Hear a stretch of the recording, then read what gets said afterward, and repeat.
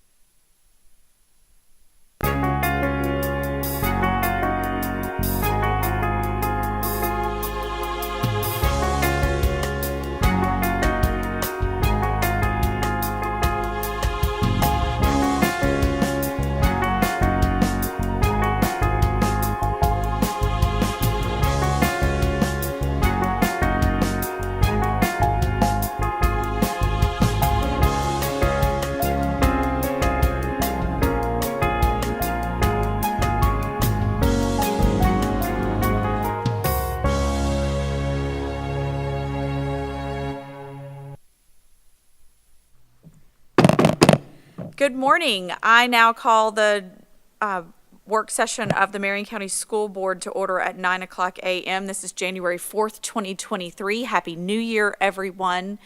The purpose of today's work session is to discuss policies, the school board policies, and this is a continuation of what we had been doing earlier with the School Board of Marion County policies, including those recommendations and updates from NEOLA, which is our contracted vendor to help us with policies, ensuring that our policies align with statute and any new laws that may have gone into effect. I would now like to ask Attorney Powers to help us explain the procedure for today's work session. Good morning, Chair, and thank you. Today's work session is a public meeting as required by Florida law. We will be providing time for anyone who has comments from the public to be able to speak after each topic. We will go also, this work session specifically is for NEOLA updates, or as I like to say now, that we have our updates. These are no longer NEOLA's policies only. These are policies that have been worked and adapted by the Marion County School Board. In keeping with the Sunshine Law, this is an open meeting. We have the discussions that we have to date are 3 as to our updates. We have already had 2 sessions to deal with the 0000 policies, which are bylaws, the 1000s, 2000s, and 3000s, the 4000s, 5s, and 6, and now we are dealing with the 7000 property, the 8000s, and the 9000s. We will be working to try to conclude this session by noon, and if we advance through all of these policies, then our next step will be to take these policies and advertise them for a public hearing for 14 days, then a 28-day advertisement for rulemaking and development for the final adoption of the policy. What we're looking to achieve today is consensus on the items that are submitted as updates. These updates specifically are ones that have been identified by NEOLA as either requiring updates because of legal status changes in the law, for example, or administrative code, federal or state law. In addition to that, we will be operating on some of the policies which staff has had input for and updated. Staff has reviewed each of the policies that we will be reviewing today for the updates and have made their suggested and recommended alterations to those for the board to view. So the board can safely assume that each of these policies has been vetted by staff and as well as myself in order to determine whether this is what we wish to present to the board for your consideration. Then, of course, the board has the ability to take any of the items that are presented and ask questions about it, modify it, delete, indicate that you don't wish for us to have that particular update, or indicate that you want an alteration in something different. Now, in keeping with that, if along the way there are any questions about how or why these policies are specifically updated, I do have a list. It will take me a little bit of time to find each one that we're talking about. But if we pulled up facilities planning 7100, for example, and there was an update and you wanted to see why that update was suggested, I can indicate to you why it was suggested, whether it was reviewed by staff and edits were made. Of course, it was reviewed by staff, but we don't know if staff put any edits unless you ask. So otherwise, the edits from staff would have been edits that they wish to move forward with as well. So we will begin with the 7,000s, and I don't think I've forgotten anything else other than the fact that we do need to make sure to reserve time for anyone in our audience out there to comment at the conclusion of each of the sections, the large sections. Perfect, thank you. And actually, before we get started on the 7,000s, I did want to also say that because the entire policy manual has been publicly noticed, again, if any of the board did have any questions about the ones we've already gone over, if there was an additional question that has come up since that time, please let us know if there's something that you went back and looked at since that work session that we discussed those. So do you all have any questions or comments from sections 0000 to 6,000? Any additional questions or comments about those? Okay. With that, then we'll move on to section 7,000, which is property. And are there any questions from the board on any of the policies in the 7,000 section? And I've been asked, it'll take a moment, but it won't take very long, for each of these to indicate which policies verbally are being addressed. These have been posted on our board docs page, and of course the public and the board have had access to each of these. But for the 7,000 sections, the policies that are looking at legal updates are 7100, which is facilities planning, 7101, building permits and the code enforcement office, 7250, commemoration of school facilities, 7310, disposition of surplus property, 7320, acquisition, removal, disposal, sale, or exchange of major tangible property, 7430.01, the environmental health program, 7434, smoking and tobacco-free environment, 7450, property inventory, 7455, accounting system for capital assets, 7510, use of district facilities, 7530.01, board-owned wireless communication devices, and 7542, access to district technology and/or information resources from wireless communication devices. I've also been asked to note that the board has all of these policies were reviewed and adopted by the board in July of last year, and these are actual updates or small changes made to those. Attorney Powers, Yes, sir. we have a master list of all these updates that we've done. We do. Can we get, y'all just send this out to us or something Yes, sir. so that we can make sure we're looking at them again?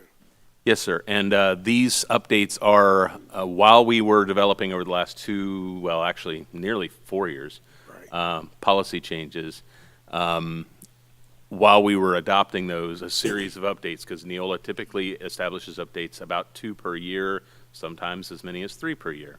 So while those were going on, rather than going back each time to something we had just vetted and then putting in another update, what we have done is we held all of the updates till the end. We conglomerated them together, and then we are now implementing those all at once. And I can certainly send a list to all board members, which includes all updates within this series after we have adopted our July of 2022 primary policies. And the reason I ask that, because I know after legislature session go through, there'll probably be additional updates. I don't want us to just keep going over the same things that we don't need to go over. And, Absolutely. We also have, this is probably the largest update we will ever see because it encompasses multiple years. The updates as we move forward will come from two sources. They will come from legislative change or law updates that should not be even a tenth of what we're seeing here each year. Then, in addition to that, if staff identifies or if the board identifies a particular area that they wish to update and propose changes to, that would go into an update session as well. So this is, I am confident in saying we won't run into another update that's quite as lengthy or large as this one has been. thank you. And thank you, Reverend Cummings, and thank you, Attorney Powers, for addressing that. This is a rather cumbersome update. However, I would say, first of all, with it being the first time that our two new board members have participated in this policy-making process, I actually think it's good that they're getting a taste of what it was like for us for some time. And Reverend Cummings and Ms. Thurr were even a part of this before I even came. So this has been a lengthy process for us. But to your point, Attorney Powers, because the decision was made and because the process had started so early ago, the decision was made, continue on through at least getting the policies up to date to where it was started 4 years ago. And then now we're in the update phase of those things that may have gone into legislation and even additional case law that went into effect that has now impacted all the policies that we approved in July. So this probably is going to be the largest, most cumbersome update that we ever have now that we have our policies in line the way they need to be. But thank you for that point and expressing that. So board, are there any questions or changes needed in any of the 7,000 section? I have two. Okay. I want to draw a question to number 7101, staff updated. So it's the copy of building permits in the code enforcement office. Under D, contractors, and this references a conversation Dr. Gold and I had yesterday, I want to just ask for clarification. When it says in the last sentence, shall follow approved processes as described under Florida statute, can you explain to me what that looks like? Because the jargon of an approved vendor or a short list of contractors that we've been using is often explained when I've asked about why we use certain contractors. And so I'm just trying to understand that last piece of that language and what that process, that approved process looks like. Approved process as described by under Florida statute. Okay, let's look. Contractors. All construction on board-owned property, including volunteer or service organization projects, shall be performed by state-certified or licensed general contractors and subcontractors, or locally registered subcontractors where their registration is valid, as required by state requirements for education facilities 4.15, and shall follow approved processes as described under Florida statute. So, That last part that I have the question about. okay, the processes as described by under Florida statute? Yeah. So I think that there is opportunity to expand our approved contractor list and our approved vendor list and put things out to bid and potentially be able to get a better market price for some of the things that we're doing in our construction, instead of using potentially the same short list of vendors all of the time.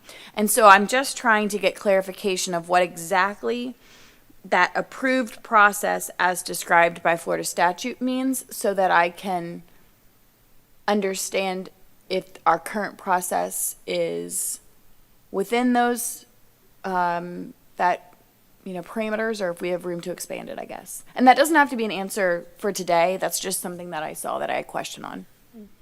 And I would have to defer to our facilities department to tell me more about what the approved processes are. Doesn't have to do with the vendors or bidders specifically. Well, it does have to do with our bidder list where we're bidding a job out. Yes. And so there are a series, and there's actually a handbook, a manual of how you select bidders and the rules that are required to be followed for that process. So I can't expound on much detail about that because that's not my area. But I can, and certainly you can, but I can do it on your behalf, follow up with our Director of Facilities and. Yeah, I can do that. And then if I have questions regarding the legal process, I'll certainly And circle back to you. thank you, Dr. James, for tapping that one, because that's a good one. That's one that I had some lengthy discussion with some folk, even at the FSBA conference recently, in how those contractors, those subcontractors are being awarded bids and things within our district. Are we in compliance with minority contractors and subcontractors? Are we looking at the local and just not using big ones? And so I'm interested in that part of understanding that last part of that sentence as well. Absolutely. I will reach out to, I believe the best person to reach out to would be Mr. Knight. Mr. Robert Knight. And I'll reach out to him for some further, and he's reviewed this, but I'll reach out to him for some further explanation that I can then communicate with each of you individually, or communicate that to you broadly. So I know Ms. Thrower has a comment, and then I want to follow up after that. Go ahead. Thank you. To distill it down, it sounds like the question is, what exactly is the state-approved process? Yes. Yes, and that would be something that is subject to a very detailed list of statutes. If we go back to the beginning of this policy, it'll list all the statutes that apply, and the number of these. Hang on just one second here. There you go. Okay, we've got the 468 is contracting, is contractors, what contractors are required to be certified. And then we've got the 1013s, which are, I believe, duties of the school board and the school system. And then the 633, that's likely the bid. We've got the state requirements for educational facilities, which is cited, and then the Florida Building Code, because Gotcha. Florida Building Code, how things are built for a school system is different than other buildings. In fact, Mr. Knight had told me that our roofs are, our requirement for our roofs is the same requirements that are used for fireworks factories, so it's pretty intensive. But the question that I believe you're getting to, and so I make sure that I have the right question going in, is the processes for bidding and approval. Correct, because it's my understanding at this point that we use more of a short list of vendors and instead of putting something out to open bid. So my understanding of the process right now is I think there's a variety of ways to interpret how you implement this process. And so what I would like to know is what does that process look like in the book of law, and how are we interpreting it in Marion County? And is there another way to interpret it where we may be able to open up the bidding process to a freer market where a variety of vendors could potentially try and bid on our work? We have a very vastly growing trades industry in Marion County, and lots of our students are entering the trades in Marion County and starting their own businesses, and I would like to see us potentially open up our bidding process to incorporate a variety of vendors and not just the same contractors that are doing a great job, but potentially we could get a better price or the same price and give other people opportunities for work with Marion County Public Schools. So that's where I'm going with that. Yes, and there are a list of criteria for who we can select and who we can't. But then there are also, in addition to the criteria list, there's with individual bidders, we do have a process by which, and I'll get more information on it, we have a process by which we rotate among the pool we have. But to understand your question, I believe that you're looking at how do we further expand our pool? Yeah, or do we have to have a pool at all, or can we open things up to bid and we would do in the private sector, you have a couple different people come quote you the work and you choose the best one. And so as long as they're all qualified, and I agree that the pool process, in my experience as an administrator, is used to dial down to make sure everybody is qualified, and then you can choose from a list of qualified. But if that entrance fee, if that barrier to entry is a big hill to climb, even for someone who is qualified, I would like to see us make sure we dial that in. Understood. Thank you for your question, Dr. James, for sure. And as I'm considering what the question here is, I want to first say, one of the things I know that has been a challenge in the past is actually the bonding requirement. And so there actually are some vendors in our community, local vendors, that often struggle with what the required bonding amount is, because it's rather high in some cases, but not for everything. And so I appreciate the point. And Attorney Powers, as you continue in the conversation with our facilities department, I think what perhaps, and Dr. James, correct me if I'm wrong, I think perhaps what at least I would like to see as a board member, that be a conversation more so than just information received, Attorney Powers, because I think what I would like to see is you as our board attorney interpreting statute whenever our facilities department says, this is the statute we're referencing for this, but we actually want your interpretation if we're using the correct interpretation of statute, or if there needs to be some adjustment on the interpretation, because the process potentially has a lot of room for growth. Correct. So, Understood. Thurwood, do you? Yes, thinking again from the community perspective, I'm sitting here, trying to visualize what this could look like. And, what it comes down to is, are you interested in doing business with Marion County Public Schools? If so, here are the requirements. Exactly. A very black and white flow chart. Here are the things you have to do business with Marion County in this particular trade. And then we open that up to bid and allow all of those vendors who meet that criteria to participate in the potential to work with Marion County Public Schools. Which creates an open, competitive, free market possibility, great prices, great work, helps the local economy as well. And we're entering into a season of potentially a lot of growth, expansion, revitalization of our facilities. And so we have lots of big facility decisions to make in the upcoming school year. And I would love to see this process be the most available to our community as we enter into this season.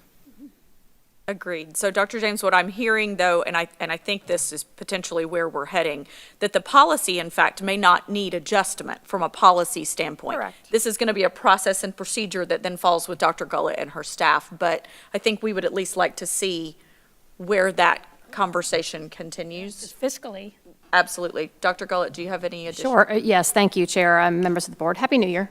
Appreciate the conversation. We had a similar one previously, for those of you who are here, I remember. And we've had conversation, I know Board Member James and I've had conversation about this, and we need to be competitive. We need to have a business mindset. And so I think, I'll say is I concur with the comment, Chair, to the legal interpretation, because I know the team is working on it, and we, again, had a conversation previously about opening this up for all the reasons that were already mentioned by the board members, so that we are getting, we are the most efficient and effective in the bid process, and fully transparent. So look forward to Attorney Powers' guidance on that as we continue to move in that direction.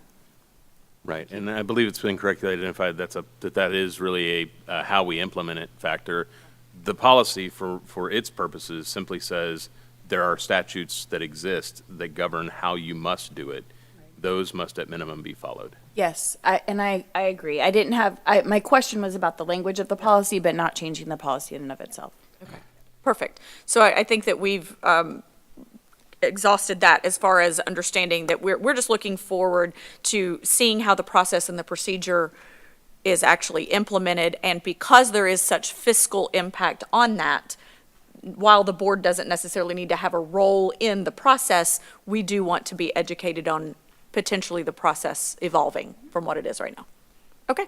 And for our record, because I neglected to do it earlier, we present today, in case somebody's looking at this via the audio as opposed to the video, we didn't call roll, so I'm going to just now ask that everybody identify themselves. Do you have any pre-prepared need that we need to, anything we need to do in particular other than identifying? For a work session. Okay. Okay, so I should still state that present are myself, Attorney Powers, Superintendent Diane Gullett, Paralegal Terry Brown. We've got all board members are present today, all 5 board members. So just go down and. Sarah James? Lori Conrad. Allison Campbell. Nancy Thrower. Eric Cummings. All right. And our board clerk, Elena Martinez Lopez. Thank you. And I'm sorry that I neglected to do that earlier. I was already diving into policies in my brain. So. We're all good. Dr. James, you said you had another question. Yes, and it's not about the language or maybe the absence of language. So in 7510, correcting clerical errors, the code, it's the use of district facilities. So I don't know the page because I have this printed document, but At the bottom, it'll have an SBA number. so SBA 484, Perfect. Thank you. 483 onto 484. Under the rental section, my personal business has used Marion County Public Schools as a rental facility before. And when I went to rent the facility, I was shockingly surprised at how inexpensive it was to rent. So I wanted to ask a question about, there is no language about the rental cost in this policy.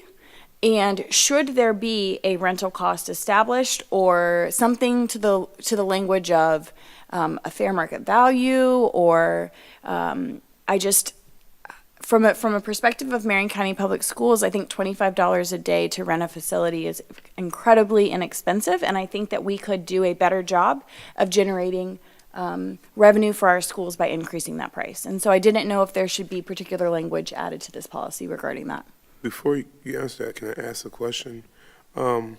Is that in the procedures versus more so the policy? Yes. Because it changes, because of the fact that it changes, it could change. Right. That would be something that is an established procedure. So Okay. the procedure would be attached to the policy. So once we have our policy complete, then that would then be held over for the superintendent's staff to review for the procedures of how that's enacted. And that could include cost, it can include what we require people to identify or sign, or, sort of a menu of potential facilities or services, things like that. And just to add on to Dr. James, I do agree that there has to be a fair market. There has to be, I don't have a voice, y'all, that's what it is. There has to be a fair market cost analysis of what we're doing as far as using the building and the facility. So I agree with. Well, and I didn't know if that, instead of putting an actual cost, if the fair market or some language that would just indicate that the cost that we create within our procedure should be referenced from our policy. And so not listing a specific price in the policy, but at least an indication of and a direction for the guidance for how we should establish that procedure.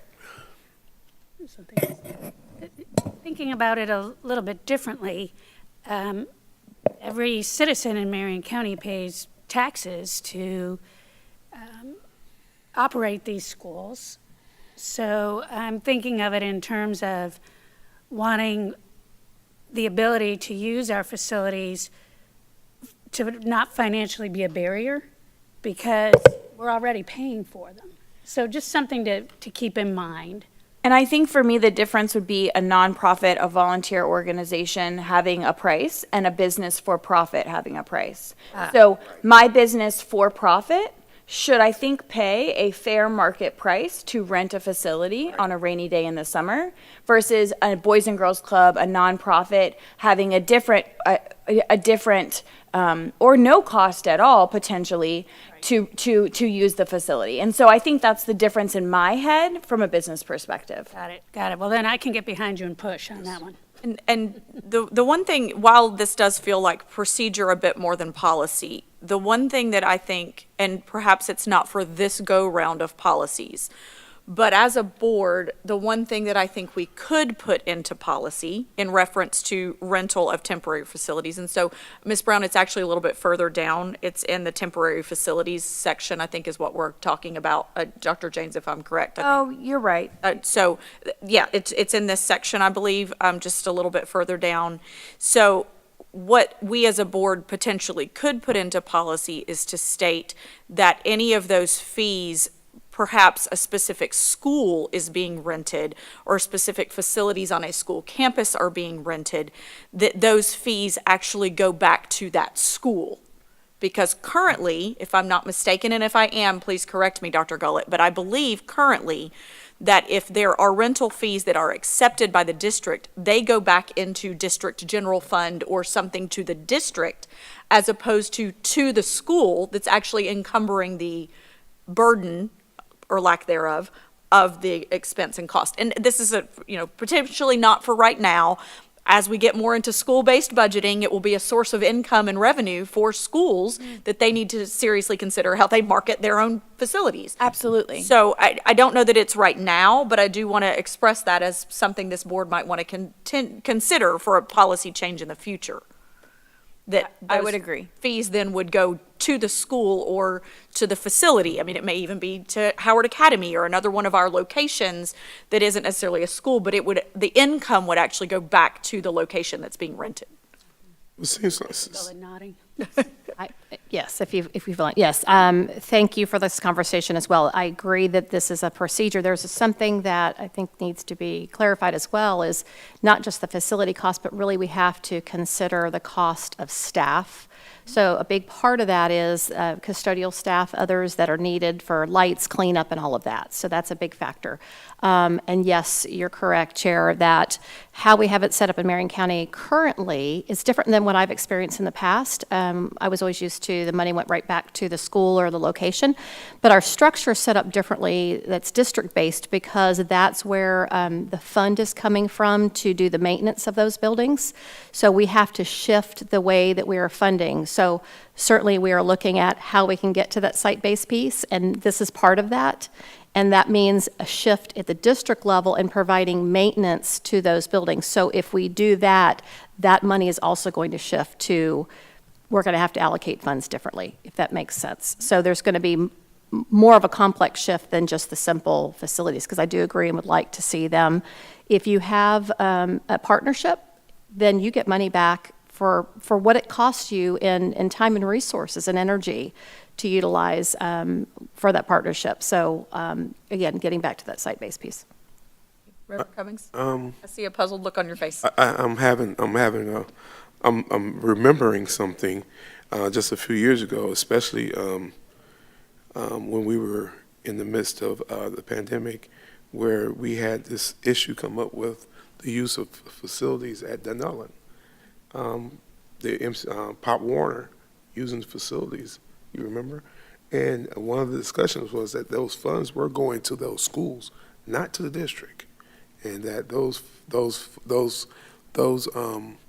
and because the school incurred the cost of opening bathrooms and all that kind of stuff like that. So I guess I'm just, this is kind of hearing this sounds differently. But I would think that if the school is the one that is regulating the contract and pushing for it, then I would definitely be in agreement that we have to make sure those funds go to that school. So, Board Member Cummings, I'm not sure about that. I can't speak to that. I don't recall if I was even. You were here. Was I here? Okay.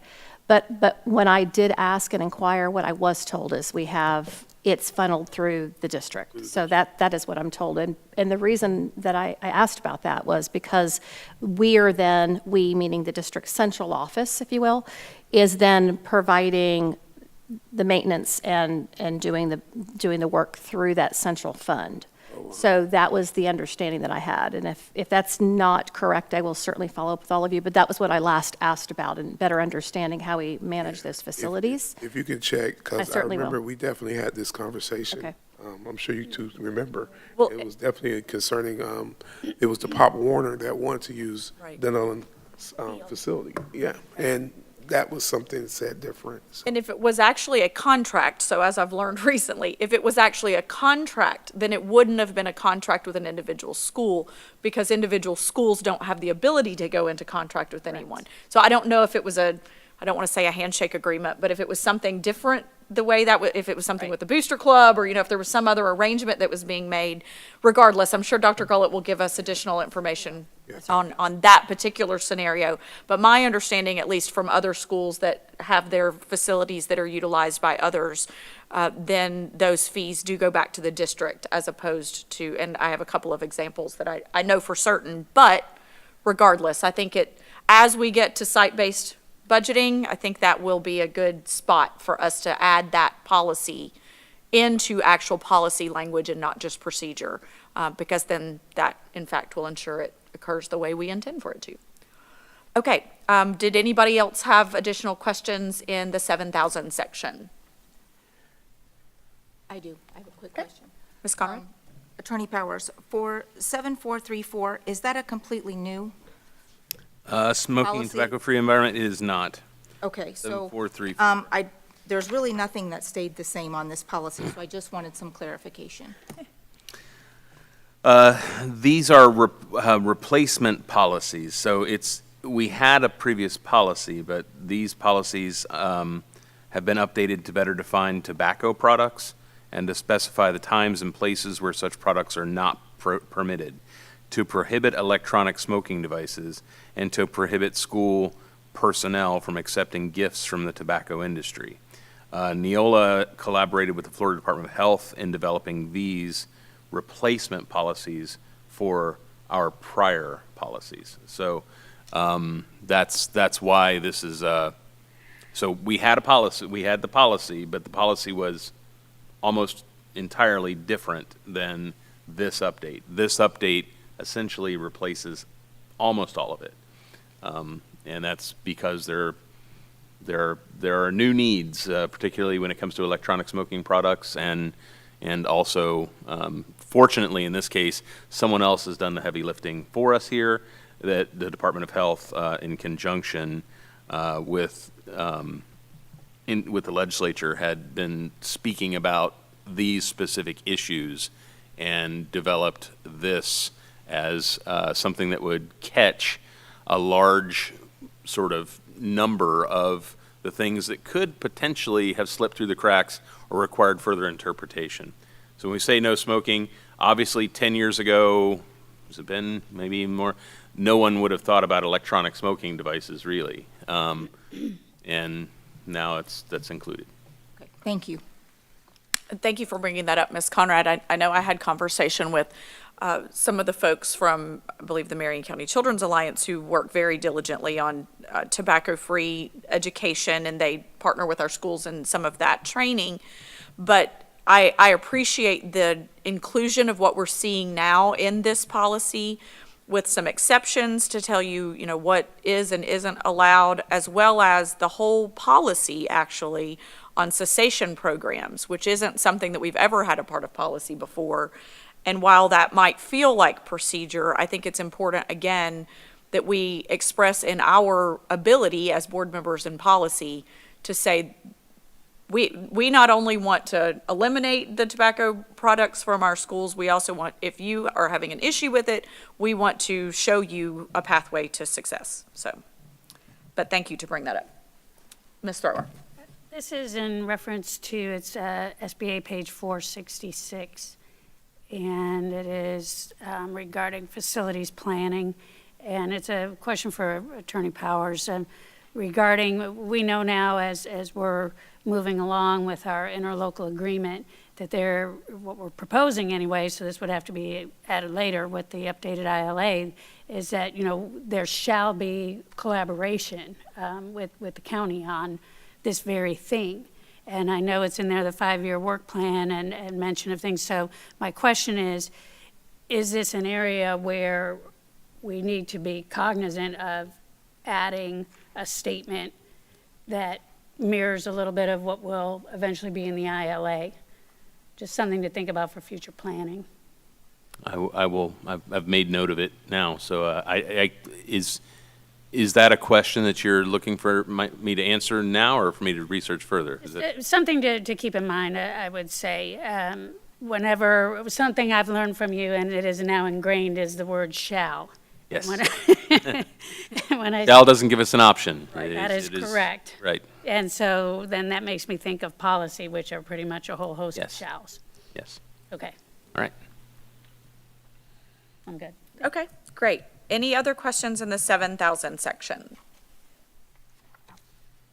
Seeing none is, oh, yes, Attorney Powers. Just public comment after. That's this where I section. was heading There next. we go. Seeing no board comment on the 7,000 section, is there any public comment in policy 7,000?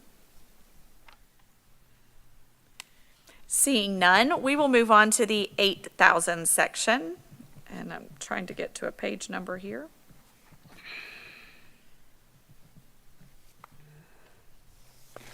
And I will, while you're doing that, Chair, the 8,000 section contains our largest section of policies today. That is as to 8,100, interlocal agreements, 8,141, mandatory reporting of misconduct, 8,310, public records, 8,330, student records, 8,400, environmental health and safety issues, 8,406, reports of suspicious activity and potential threats to schools, 8,407, safe school officers, 8,407.01, response to resistance, 8,415, emergency and crisis management, 8,420, emergency management, emergency preparedness, and emergency response agencies, 8,431, preparedness for toxic hazard and asbestos hazard, 8,450, control of casual contact communicable diseases, 8,452, automatic external defibrillators, AEDs, 8,462, student abuse, abandonment, and neglect, 8,475, criminal background screening for contractor access, 8,500, food service program, 8,510, wellness, 8,540, vending machines, 8,600.04, bus operator qualifications, certification, discipline, and termination, 8,625, ban on texting while driving, 8,660, alternative transporting methods, 8,805, religious expression in public schools, and 8,810, the American flag and official motto of the state of Florida. Okay, terrific. Board, I know I have a question beginning with policy 8407, but does anyone have questions before 8407? Maybe if we can go that route. 8407 is SBA 510. And so I need to get to And that. that is as to safe school officers. Yes, and 84, I'm sorry, what? 8407, and I'll get to the PDF page and tell you that too. PDF page 515. So, my question, and let me find out where the question is. It reference, it's under the limitation section on SBA 510 at the bottom of the page, right there.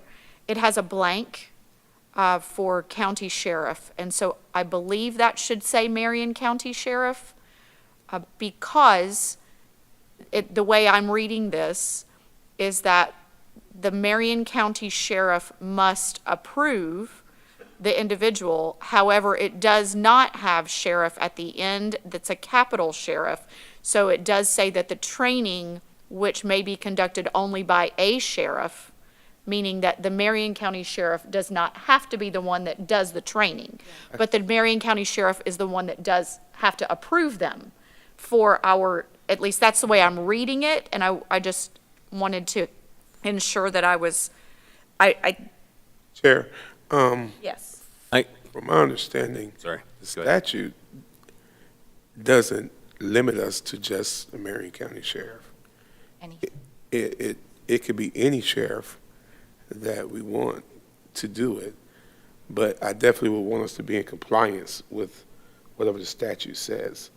I would But like if I'm not mistaken, it's not limited just to the Marion. I knew the training wasn't limited, but I didn't know if the approval of the person was limited to the local county sheriff. And so that's clarification I think we'd probably. Reading from statute 30.15, 1K, that indicates that the sheriff shall, this is under duties of the sheriff, assist district school boards and charter school governing boards in complying with 1006.12. A sheriff must, at a minimum, provide access to a Coach Aaron Fee's Guardian Program to aid in the prevention or abatement of active assailant incidents on school premises as required under this paragraph. Persons certified as school guardians pursuant to this paragraph have no authority to act in a law enforcement agency capacity except to the extent necessary to prevent or abate an active assailant incident. So this has to do specifically with the Guardian training program.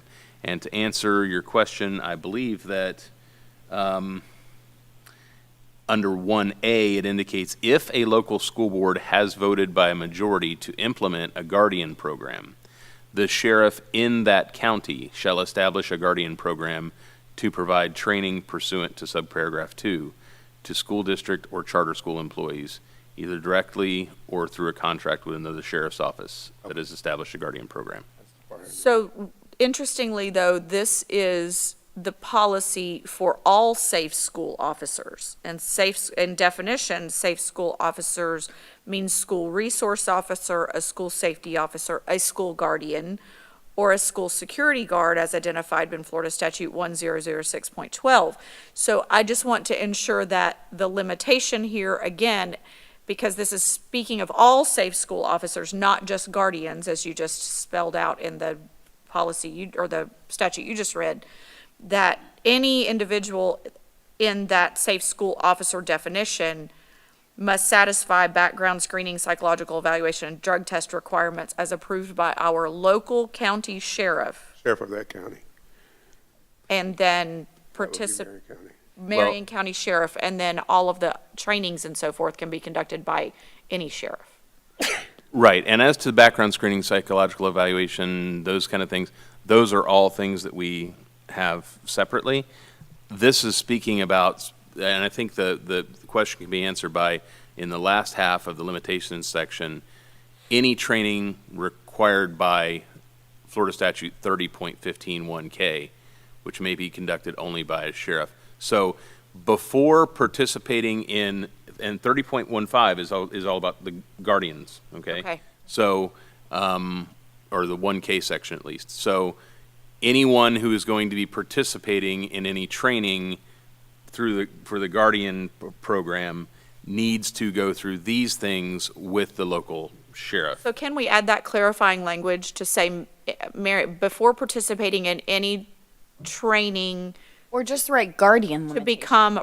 become a school guardian as, something Could we like. just add the word Add in guardian? school guardian somewhere, let's just figure out where it fits best. It definitely looks It's confusing right now. confusing. But if it just says guardian limitations, I think that would suffice with the clarification, because it does read as if it is a limitation for all safe schools officers. I would put limitations - Guardian program. Can we look at that statute? What is that, Florida statute? Yes, Florida statute, pull that up for them, Terry. It is 30.15. Please, sorry, I didn't mean to order you around there. Because as she's looking that up, I'm questioning if this is a limitation in general, because I believe that every safe school officer needs to satisfy the background screening and psychological evaluation and so forth. But then specifically the guardian training that's required then has to be conducted by a sheriff. But maybe this one limitation section is solely for guardians. It is. Okay.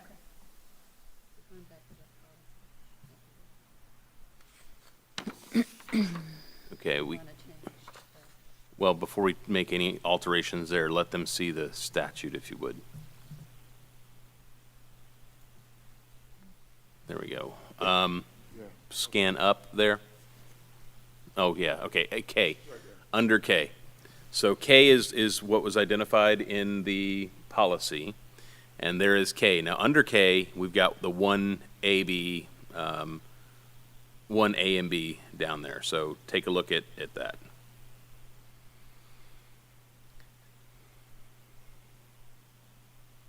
And that's, the K is what I just read, and the 1A under K, I believe I read also.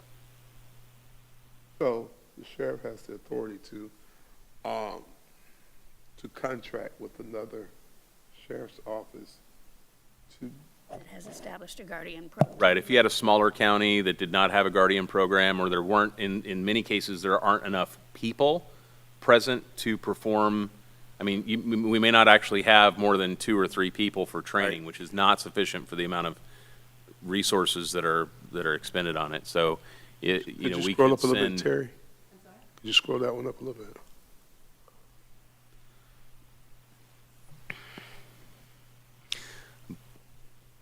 Chair? Yes. Thank you. Attorney Powers, can we start at the beginning of 1A, where it says, if a local, to confirm, if a local school board has voted by a majority to implement a guardian program, which we have done. Right. Okay, so that clarifies that. The sheriff in that county shall establish a guardian program to provide training to school district, charter employees, either directly or through a contract with another sheriff's office that has established a guardian program. And I distinctly remember that, and I understand, as a sheriff, it would be difficult to give that over to another sheriff to do, because in the end, he's responsible, or she, these are our people, and the further you get away from those degrees of separation, confusion can result. You know, I know I'm sure they should all be training the same program, the same way. I get all that. And I'm doing this, I'm bringing this up also for review in my mind of where we've been, and then, because we are going to be having conversation very soon about where we're trying to go. Can you scroll up a little bit more, Terry? Now, under that, speaking of that, going to 1B, essentially the legislature has given, although we have broad discretion in how we implement our school safety protocols, the Florida statute has given the guardian program to the sheriffs individually of the counties to handle everything related to training, everything related to background screening. That's all the sheriff's duty. Now, if you look under B there, if we had, and this is not the case with us, but if we had made a request for a training of guardians and the sheriff were to refuse, which he has not, but if we did, then it gives us also options for contracting with a sheriff to provide such training outside. So if the county sheriff denies the request, then we can, and, oh, sorry, B is speaking with charter school governing boards. So 1A here, okay, so that then the sheriff would have to contract under 1A with another sheriff's office to establish a guardian program. Under 1B, that's specifically as to charter schools, which in some counties they may not, a sheriff may not be offering training to charter school personnel, but they have increased options to go elsewhere if they do not. Can you scroll up a little bit more, Terry, please? Does that include both public and private charter schools? Because it just above says charter schools, it's not. No, I think it actually did it. Charter school. Yeah, we're scrolled up. I can't Scroll right down, Terry. I'm sorry. scroll back down for just a moment. Yeah, that's kind of why I'm looking at the language, is kind of Down a little bit more. Charter school. right there. Okay. Yeah, that doesn't appear clear to me. A charter school governing board in a school district that has not voted or has declined to implement a guardian program. Wouldn't a private charter school be outside of a school district, though? Not necessarily. No, I don't think so. No, because the governing board of the charter school is the school board. I mean, we still have oversight over them, correct? Well, I think that's referencing the governing board of a charter. So a charter school has established a governing board that is not the school board. Right. So Well, and that, this, as to B, this appears to be speaking specifically to if we had a scenario in which our school board had not voted to do a guardian program, but charter schools still wanted one, Okay, then this B talks about the options that they have okay. in Right. going to another sheriff. And in this statute, the sheriff cannot, how I'm reading it, cannot deny the district of the guardian program because it's statute anyway. He can deny a charter school, but he cannot deny the district. If I'm reading that right, because B says that he has the ability to deny. There is no denial process for us. No, the other way. It says once we've approved it by a majority, shall establish. Right, and under K, a sheriff must, at a minimum, provide access to a guardian program to aid in the prevention or abatement. So the sheriff must. Prevention or abatement of active assailant incidents on school premises as required under this paragraph. So that speaks to a duty of the sheriff.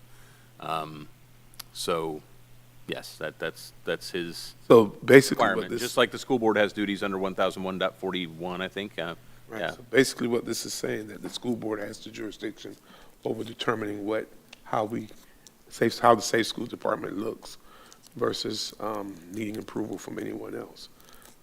Once we decide, or once we have decided, already decided, then it states that the sheriff follows suit once we, from what I'm reading it. Well, in this particular statute reference guardians entirely, that what we're looking at right here. So I don't know that it is in this specific statute is entirely the Safe Schools Department as much as it is guardian. No, the guardian programs. Which actually takes me back to policy 8407 that we were Right. talking about. So if we go back to the policy, Ms. Brown, please, here's my question again about this limitation section. So if we do not believe that the limitations are for every person who is a safe school officer, I'm uncertain as to why it is where it is located in the policy. Because if you scroll down, it continues to talk specifically about school resource officers, specifically about school safety officers, and specifically about school guardians and school security guards. So if we believe this limitation section only references guardians, then I believe we should move it to under the school guardian section.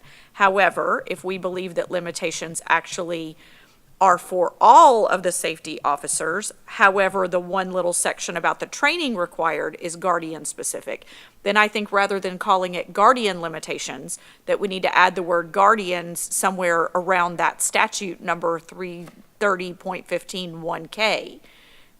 So that's my question on this specific policy. So I'm open to suggestions on how that needs to look. I think as we've dug into it, it seems pretty clear it's a limitation for the entire safe school officers Whether as they a be resource group, officers whether or they're guardians resource or- officer. Whatever. So then I would agree that it needs to be moved or changed or indicated that it is specifically for guardians. Right, and that's what 30.15 does. Now, if we want to state it more clearly, then we certainly can. But 30.15, this limitation section is speaking specifically and only to Guardian. training required by 30.15, which is guardian program training. Perfect. So if we can move that paragraph, the limitations paragraph, to under the school guardian section, and we can rename it to guardian limitations if we want to, or school guardian limitations. I think even moving it to that section would be the appropriate, Okay. because it would reflect a limitation of that do that. specific subsection. Perfect. That's a, Well, yeah, and it's If, in falling under fact, that's what it- definitions. Right. Right. So we have a section on training, and training is related to the other safe school officers. So, and that doesn't identify that that's training to be carried out necessarily by the sheriff. But this is a limitation on the training section which comes immediately before it. So What I would suggest, even if we left it where it was, because this is only speaking to the training of the guardians, but even if we left it where it was, or we can move it, we just change the heading title to say, training, can we go right back up to it for a moment, Terry? Training limitations dash guardian program would be my suggestion.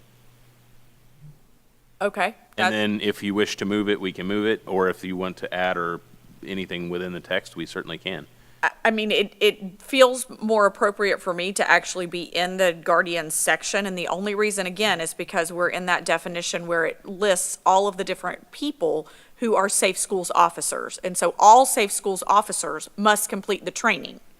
But then the specifications of the limitations to guardians only, why don't we talk about that limitation in the guardians section? Yeah, can we We call drop it? it right there? That looks more appropriate to me, but And I'm still okay with calling it training limitation. that's fine. Well, and this does speak to background screening and drug test requirements, which aren't really training. Hiring, though. Yeah, so This leads into hiring. perhaps limitations dash guardian program, I might have. Well, if it's under the guardian subsection, I don't necessarily think we need to indicate that it's for the guardian program because it's falling under the guardian subsection. So, right? Yes.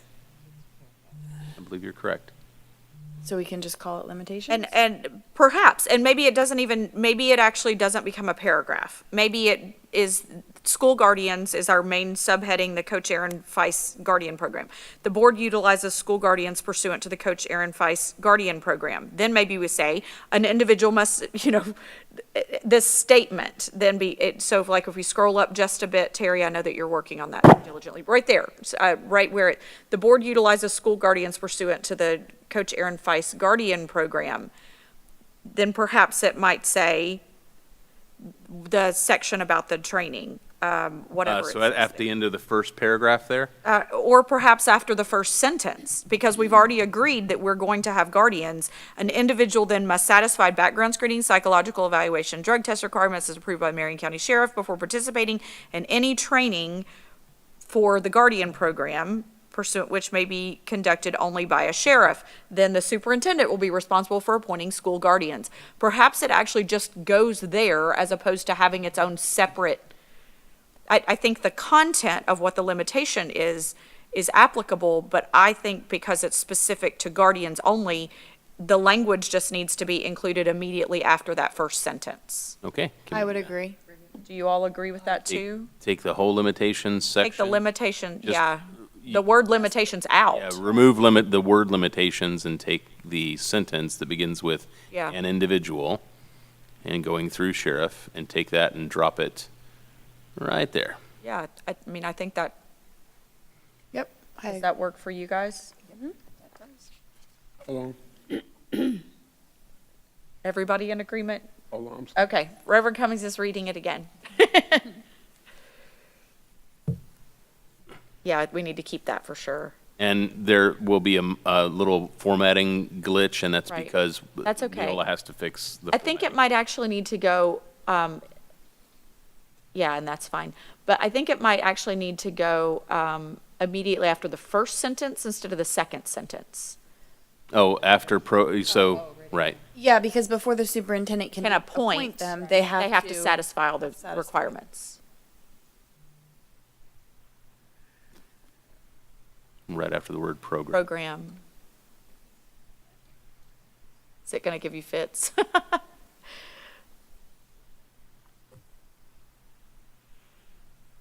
Yep. Yes, that's where I think, if we all agree with that. Wait a minute, go back down to her. She's, As soon as I get there, she moved it. she's trying to get. Okay.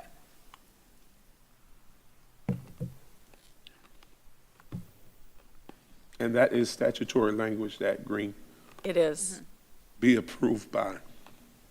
Just don't want us to give up our authority to our superintendent's authority So the statute that we just read specifically states Okay. their county sheriff. That So count. it doesn't have sheriff capital S, but it does say like our county, that we can't have someone else's. But also the requirements are very black and white. Right. So it's not like there's room for interpretation as to. Right. I'm good. But I think that's cleaner than having it up in that training section, so. That's much clearer. Okay. I'm good. All right, good. If we're in agreement with that, my next question is actually I have a couple of questions on the very next policy, which is 8407.01. And this is starting on SBA 513. And it may actually be the next, I have to find, okay, there's a couple of questions I have here. It's 8407.01, so it's the very next policy. It's titled Response to Resistance. And I have to find exactly where it was. There is a section here that specifically states You said 8407? 8407.01. May I also give you a little bit of background as to where some of the updates came from? Sure. That might answer some of our questions. Okay, The revisions to Policy 8407 are the result of House Bill 1421, which modified language in 1006.12, which is safe school officers at each public school, related to school resource officer training, crisis intervention training, the power of school safety officers to make arrests on certain property, notification responsibilities related to safe school officer misconduct, discipline, and firearm discharge.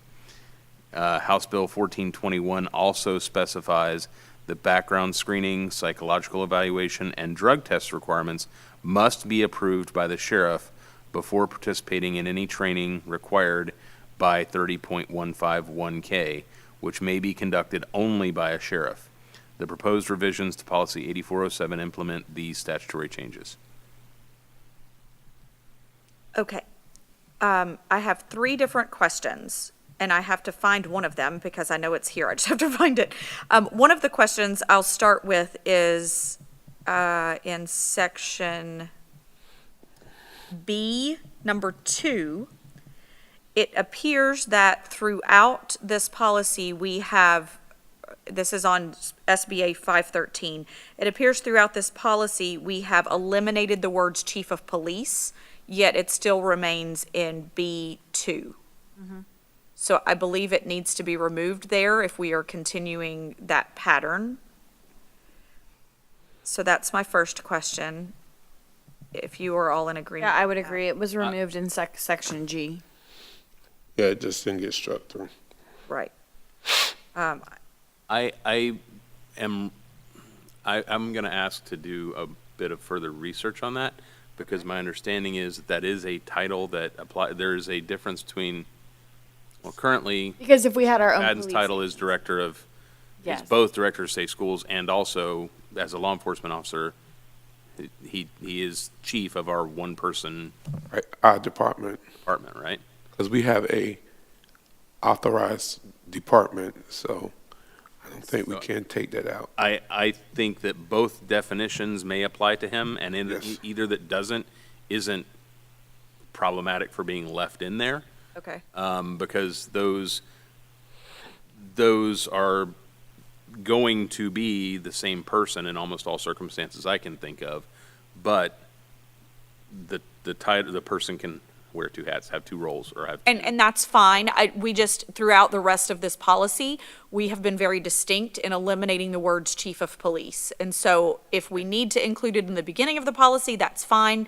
If chief of police somewhere is defined throughout our policy, and I don't know that it is, Well, and it struck through the entire section G. right. Okay, then Think it needs staff to may be have already reviewed it and determined that this was, the proper way to go. So we'll just. So if you can get clarification on that for us. Because I'm under the impression that how it was set up when we originally set this up back in 2018, 2019, that there was that designation, Safe Schools Director / Chief of Police.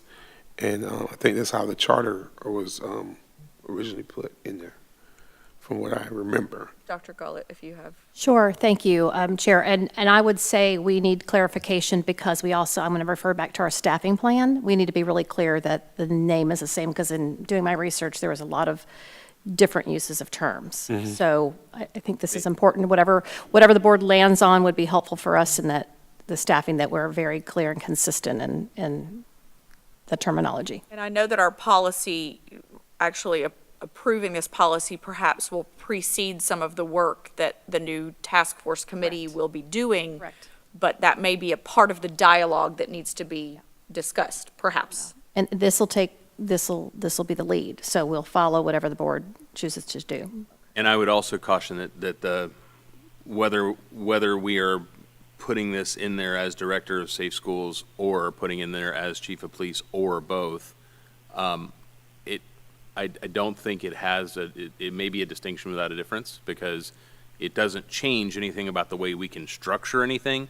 It's just saying that, I mean, the director of safe schools is probably more accurate because for these purposes about administrative stuff, it's really director of safe schools. Chief of police, Mr. McFadden, Chief McFadden is also, if that, then we're safe. This statute, I mean, this policy doesn't give us any kind of direction on whether we can have a police department or how ours looks or anything like that. I agree completely with what's been said that we've got, that we've got the director of safe schools, chief of police appearing only as director of safe schools throughout this. It ought to be consistent. So. And I think we definitely have to look at it and get that clarification on it because it makes a determination. Being law enforcement, it makes a determination as far as whether or not their retirement benefits, whether they're high risk or not. Well, and we also, for the purposes of Florida Department of Law Enforcement, Right. and access to certain Certification. those Exactly. would be- Right. So we need clarity, true clarity on that. So would the directive then be for myself and the superintendent to research whether the appropriate language would be include both and put that then throughout wherever director of safe schools occurs, have director of safe schools / chief of police? Or if it is only one or the other, that it be consistent throughout? So, yes, if we were to need to include chief of police, further clarification that I would request is to say director of safe schools, also known as Marion County Public School District Chief of Police, whatever the exact title is, not just chief of police. Thank you. Sorry, Mr. I didn't mean to cut you off, but we need to get very specific. So if it's an also known as, then that's fine. But if it's not, then, and we don't need to include it, then we need to just clarify. Ms. Thrower. I really appreciate that because any regular, typical person reading this would would have the image of Chief Balkin in their head. Right. You know. Or if you're in Dunellen, it's. Or, yes, or if you're Dunellen, or, So we need to be really clear, really concise, totally descriptive, keeping in mind all of the implications of this, of which we know are many. Right.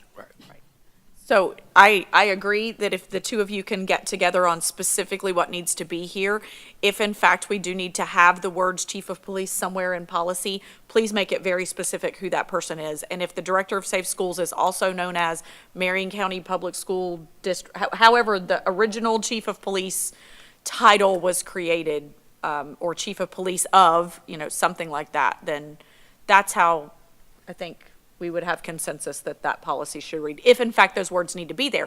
And if they need to be there, it's fine having them as one reference and then continuing on as director of safe schools because we already know it's also known as, if in fact that's. We also need to even look at how we're wording it because you're saying, in some areas you're saying director of safe schools, in some areas you're saying director of safety and security.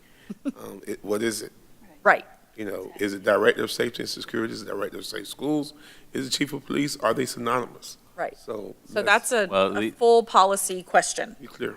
And there's a big can of worms there. Right, there's more to that. The Office of Safe Schools has designated 2 different titles by the SSS.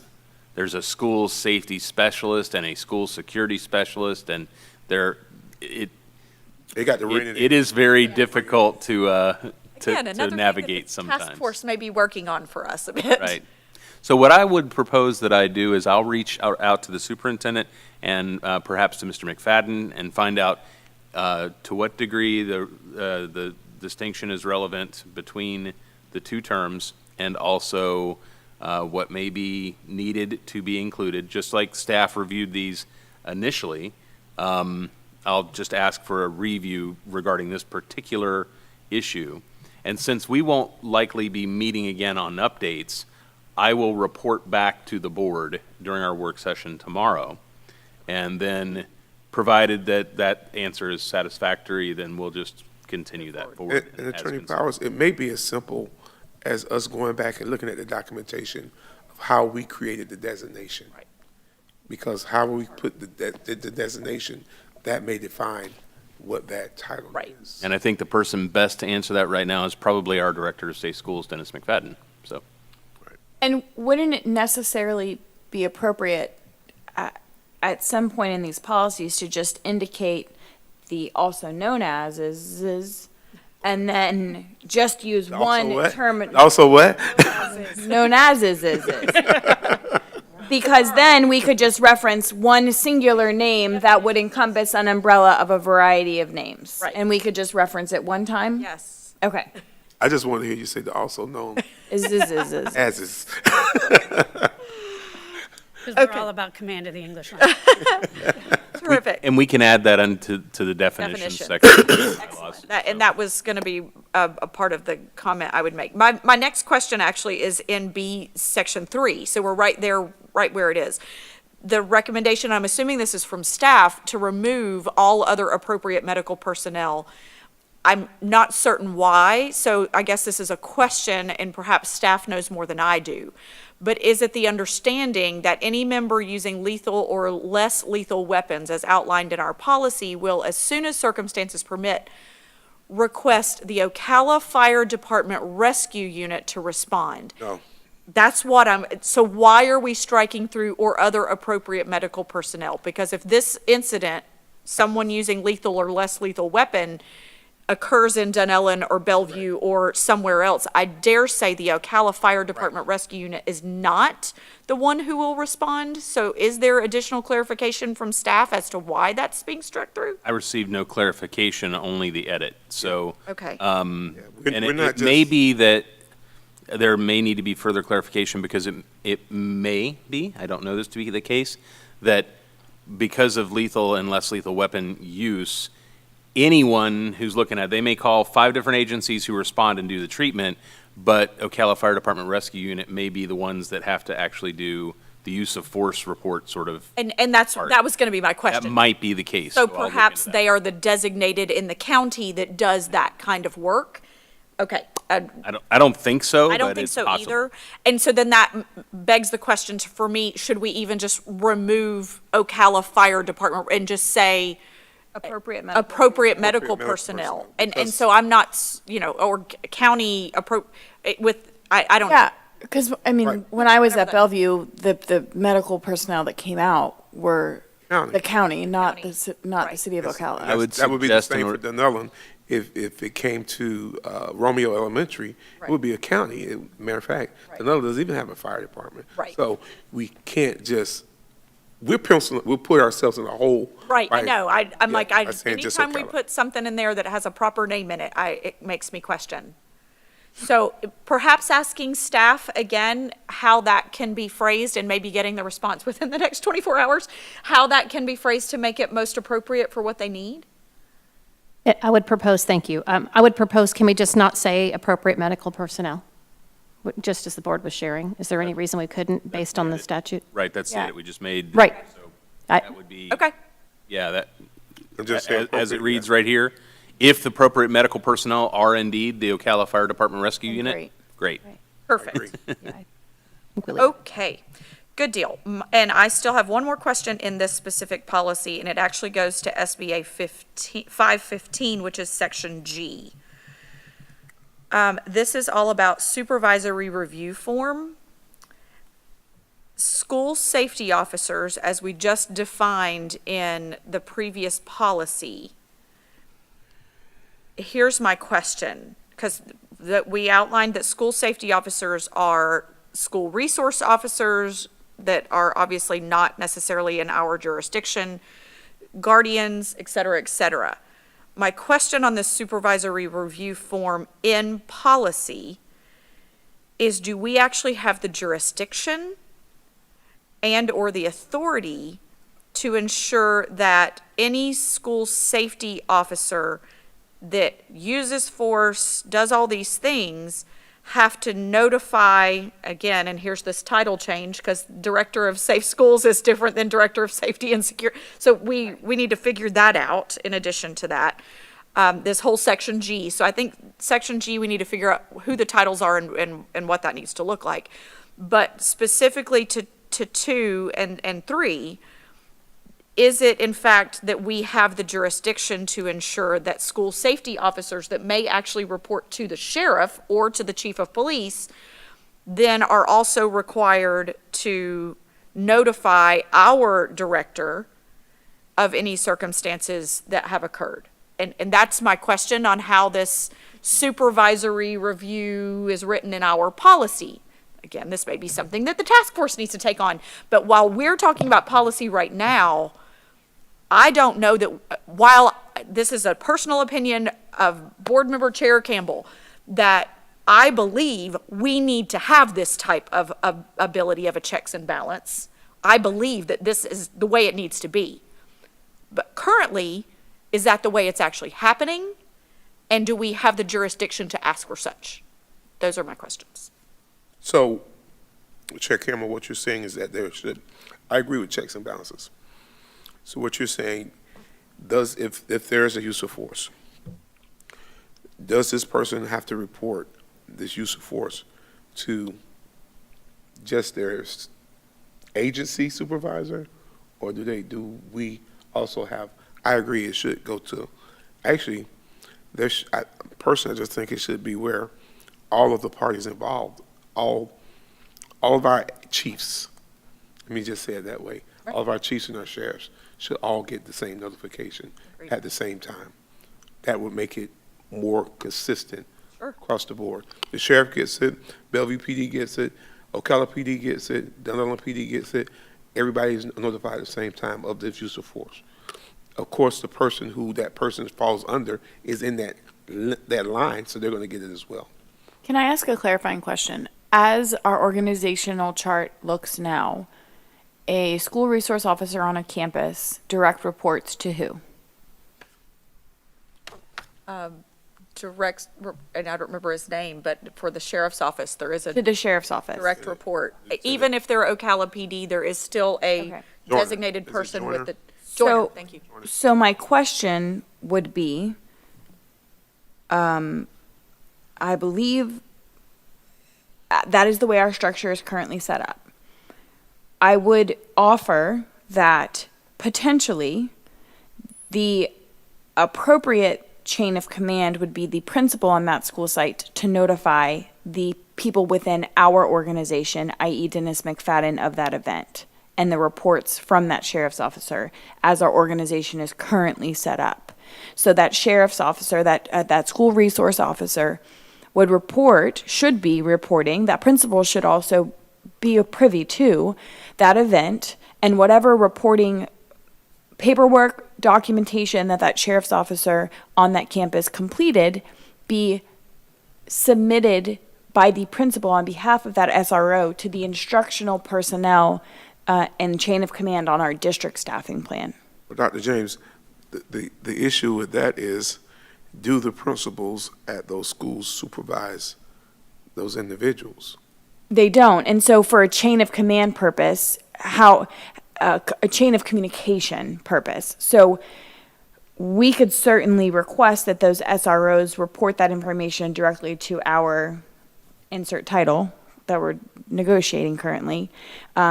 Now, before you go there, let me add something. When we're dealing with this, and remember, we're dealing with law enforcement officers, superintendent, you can check, they have a different Bill of Rights that you have to make sure that you maintain, that some of that information may not be privy, correct? That's correct. To the principals, because it could be dealing with. Correct. And so in my mind, how I'm looking at this is if a teacher, a paraprofessional, anyone in that capacity restrains a student, we report that restraint to the district office.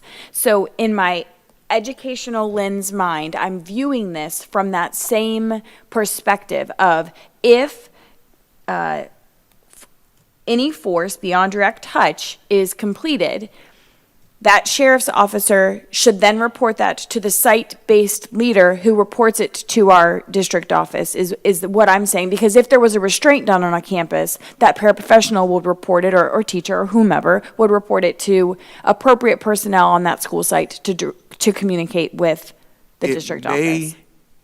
And Attorney Powers, I don't know, we would have to look at it, but it may violate a law enforcement's due process. Am I saying that correctly? Yes. I would, I don't want to oversimplify it, but I would describe this best as a may versus a shall. Right, may. To the fullest extent possible, and I understand, Board Member James, your question and your point. And so that is actually where we live with the land of relationship and asking for information to the fullest extent possible. But I don't know, and I don't want to step on Attorney Powers. He's the expert on this, I am not. But it's not a shall, it's to the fullest extent allowable by law. And I would say that that's in existence in most places, but I don't know that it can be a shall.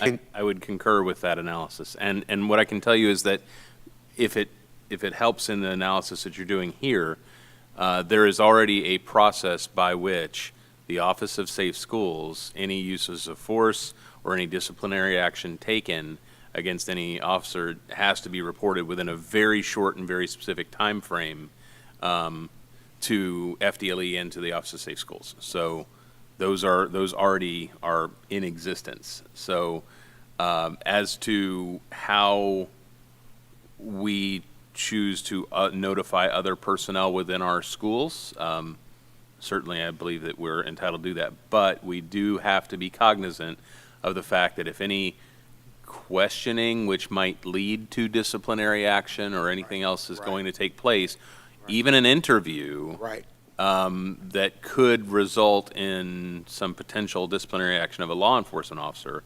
regardless of what agency they're employed by, the Officer Bill of Rights has something to say about that. So they're entitled to representation. I understand that. You know, it's. Yeah. So, I'm sorry, this is a Marion County policy.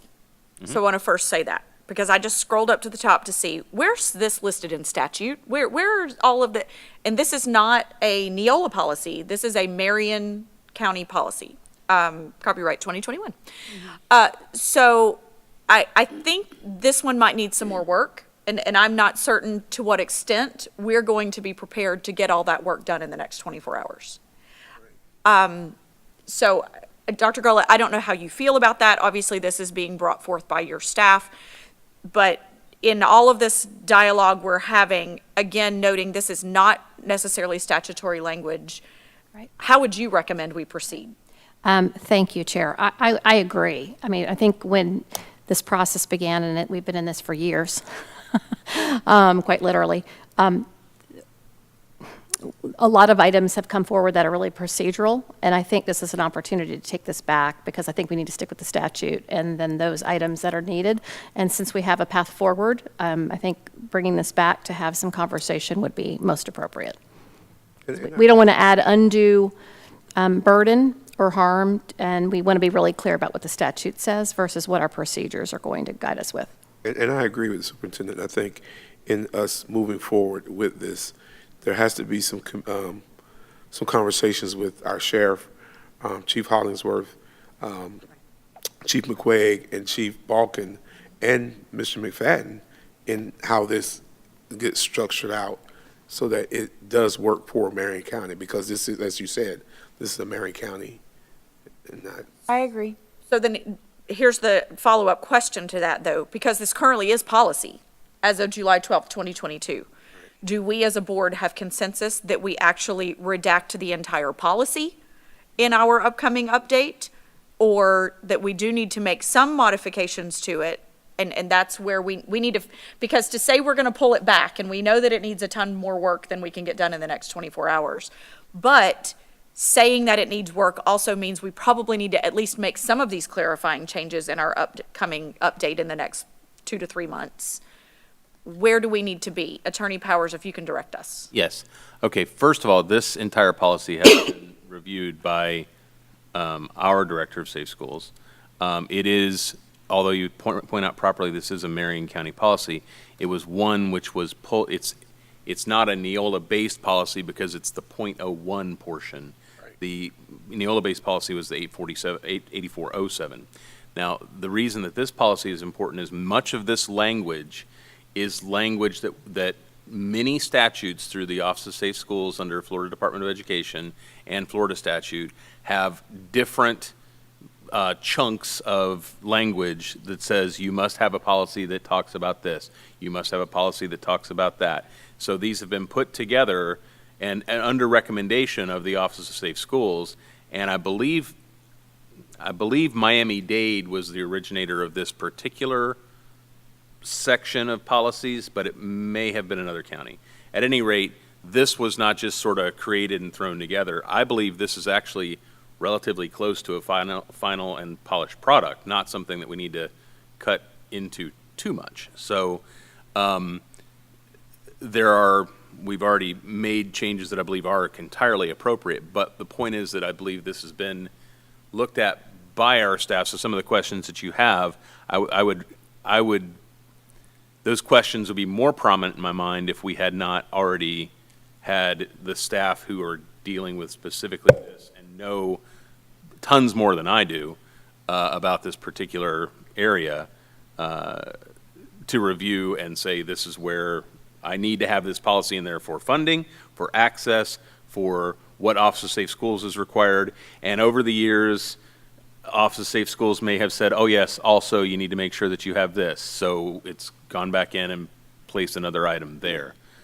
And then I would not suggest or recommend that the board delete or remove this policy at this time. If there's any troublesome area that you don't like, we can remove, we can edit.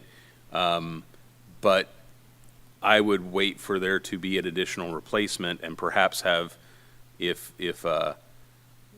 McFadden or somebody of the superintendent's choosing wants to come and speak specifically about that, or if you'd like for me to research further and be able to answer some of the specific questions you have.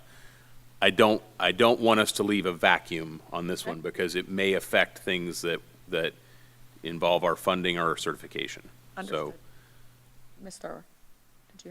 Go ahead.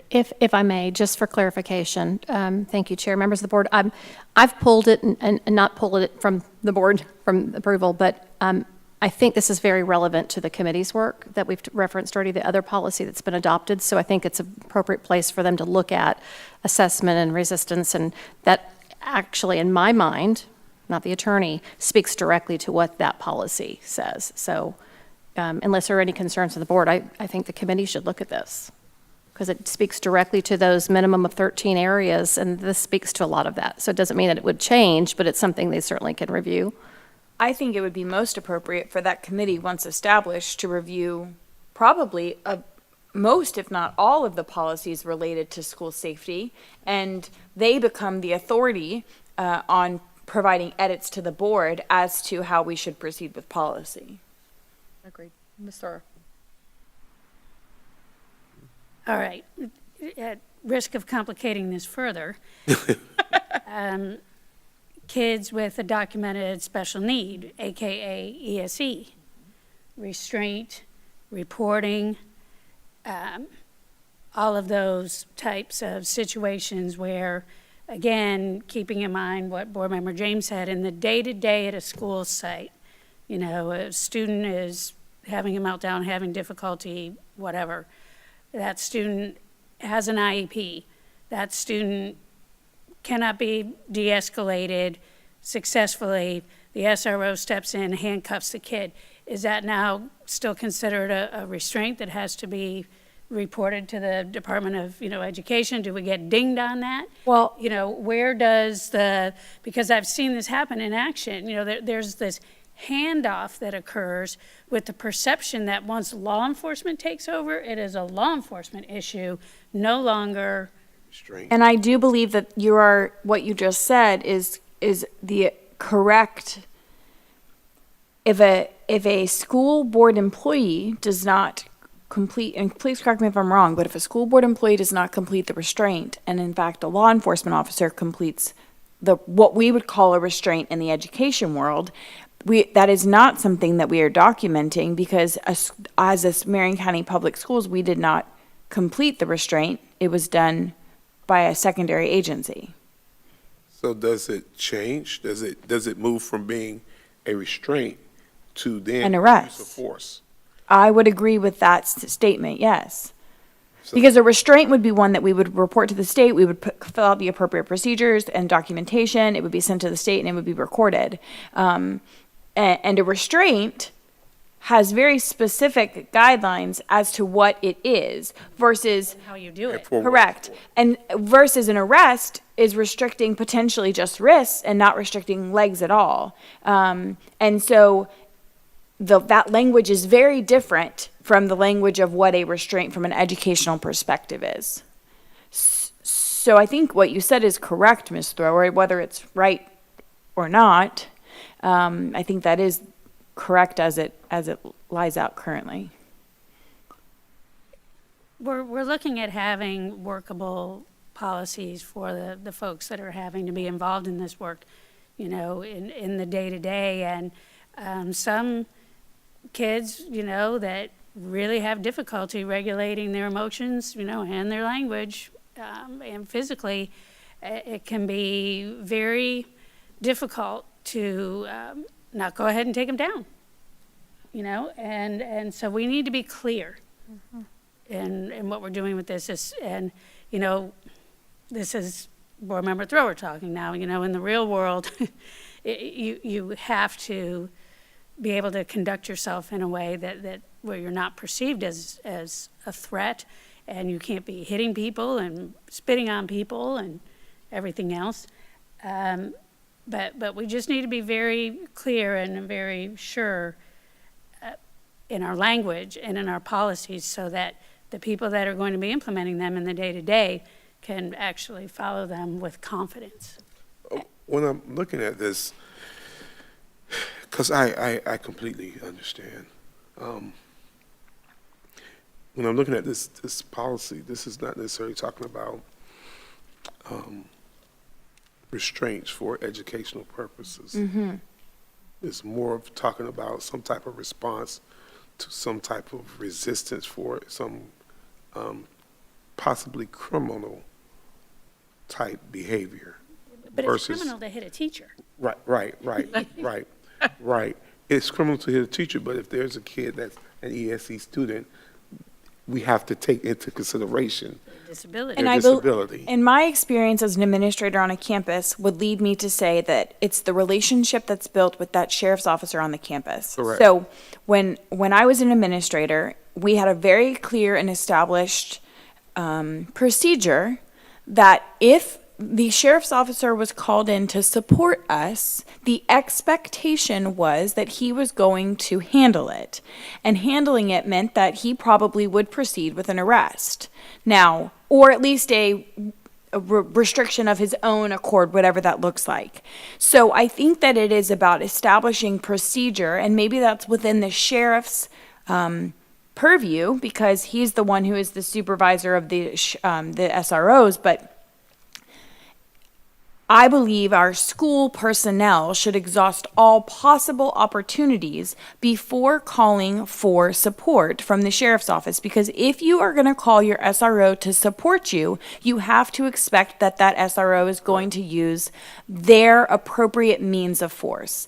And so I think this dials back to our procedure, Dr. Gullett's procedure with the school staff as to how we manage and maintain a safe environment and use all probable and appropriate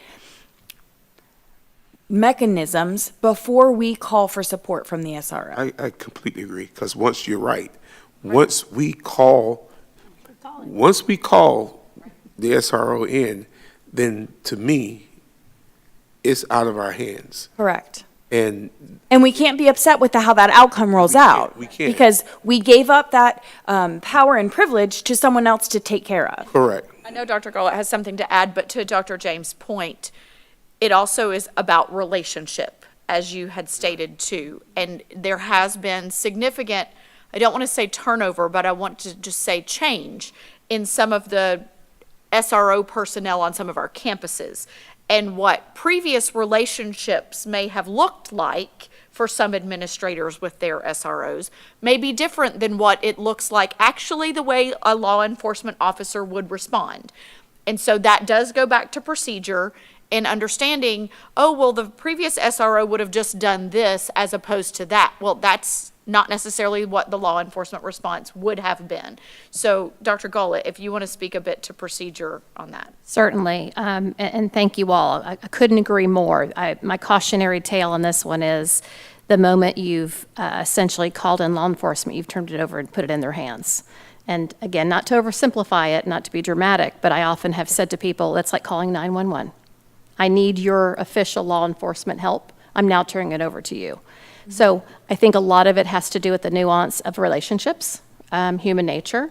We have people in new roles, and having those conversations about it's great that you have that relationship, and I've seen that work very well.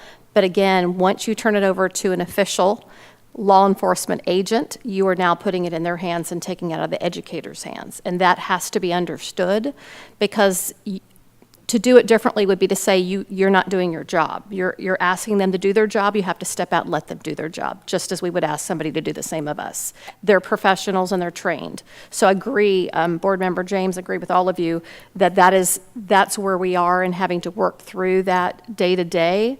To Vice Chair Thrower's point, the nuance of that, we have to continue to have that conversation to make sure that we're doing all we can do, because with the additional challenges that we're facing in the front lines in our schools, it's not as simple as it sounds, but it is a cautionary tale that we have to be really diligent in having those that two-way communication to work together. And listen, I don't ever want any of our staff, SROs or anyone, to be put in harm's way. And I definitely don't want us to put our law enforcement officers in a peculiar situation where we've called them to a scene, called them to a situation, and then we second guess why we called them there, and then say, hey, I didn't want that, because that, as a law enforcement officer, they have an obligation that if they see it, they have to deal with it. And it makes no difference how much, because if you get in the way, now you're obstructing their job. So I want us to be clear on how we utilize, or the expectation of what the roles of our law enforcement officers are on these campuses. We have to be crystal clear, and that line has to be defined. You can't just be calling because the kid threw something in the classroom. Correct. Ms. Conrad. I just want to reiterate the importance, I feel, of building the relationships. And in visiting schools, I do feel that there are a lot of great relationships between our administrators and our SROs, and how important the procedure is, because sometimes the perception is these things are happening over an extended amount of time, and a lot of times they happen very quickly. So not only do we have procedure, but that our staff is very familiar with the procedure and has a good relationship with our SRO, so that we can proceed with the best interest of the student at hand. I just want to add one other thought, and this is more to this task force and what they will work on. But I want, from this board member's perspective, I personally believe that it should always be that our school personnel, I guess the word always is not appropriate, the vast majority of the time, our school personnel should be the ones leading with the response. We have deans, we have assistant principals, we have ESE specialists, we have behavior specialists, behavior techs. Our school personnel should be leading the response and asking for support as they deem appropriate. There are instances in which a sheriff's officer should lead a response, and that task force can maybe outline those instances in which that would be appropriate. But I want to stress the importance of our personnel that we have hired to work on our campuses to be that first line of defense. Because if we give away that power, and if we call because a kid threw a pencil, one, I would hope that our SROs, and I've seen this in my personal experience, would say, I'm not going to that. That's a dean's job. Because one, it's not their job, but also if they go and they step in, theoretically, they have an obligation to handle it from their perspective. So I just really want to make sure that that task force is very crystal clear about who should respond and when, so that we maybe clear up the mud regarding power in those instances. Because I just see something. We definitely need to make it clear. I see something going from a kid throwing a wad of paper and it be a dean's issue to officers seeing it and saying there's throwing a projectile. Right. Same incident, two different responses. Correct, which is why I think that task force clearly identifying that the roles and responsibilities and chain of command is going to be incredibly important. Correct. So that we protect the rights of our children and ensure that the responses are appropriate for the educational environment first. Agreed.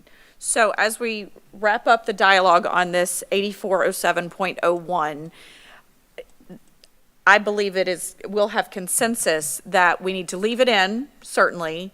We need to make the adjustments that we've already recommended. But Attorney Powers and Dr. Gullett, if you can bring back to us tomorrow just the clarification on the titles that we need to ensure are in it and how, because again, we have two different titles here throughout this policy. Three or more.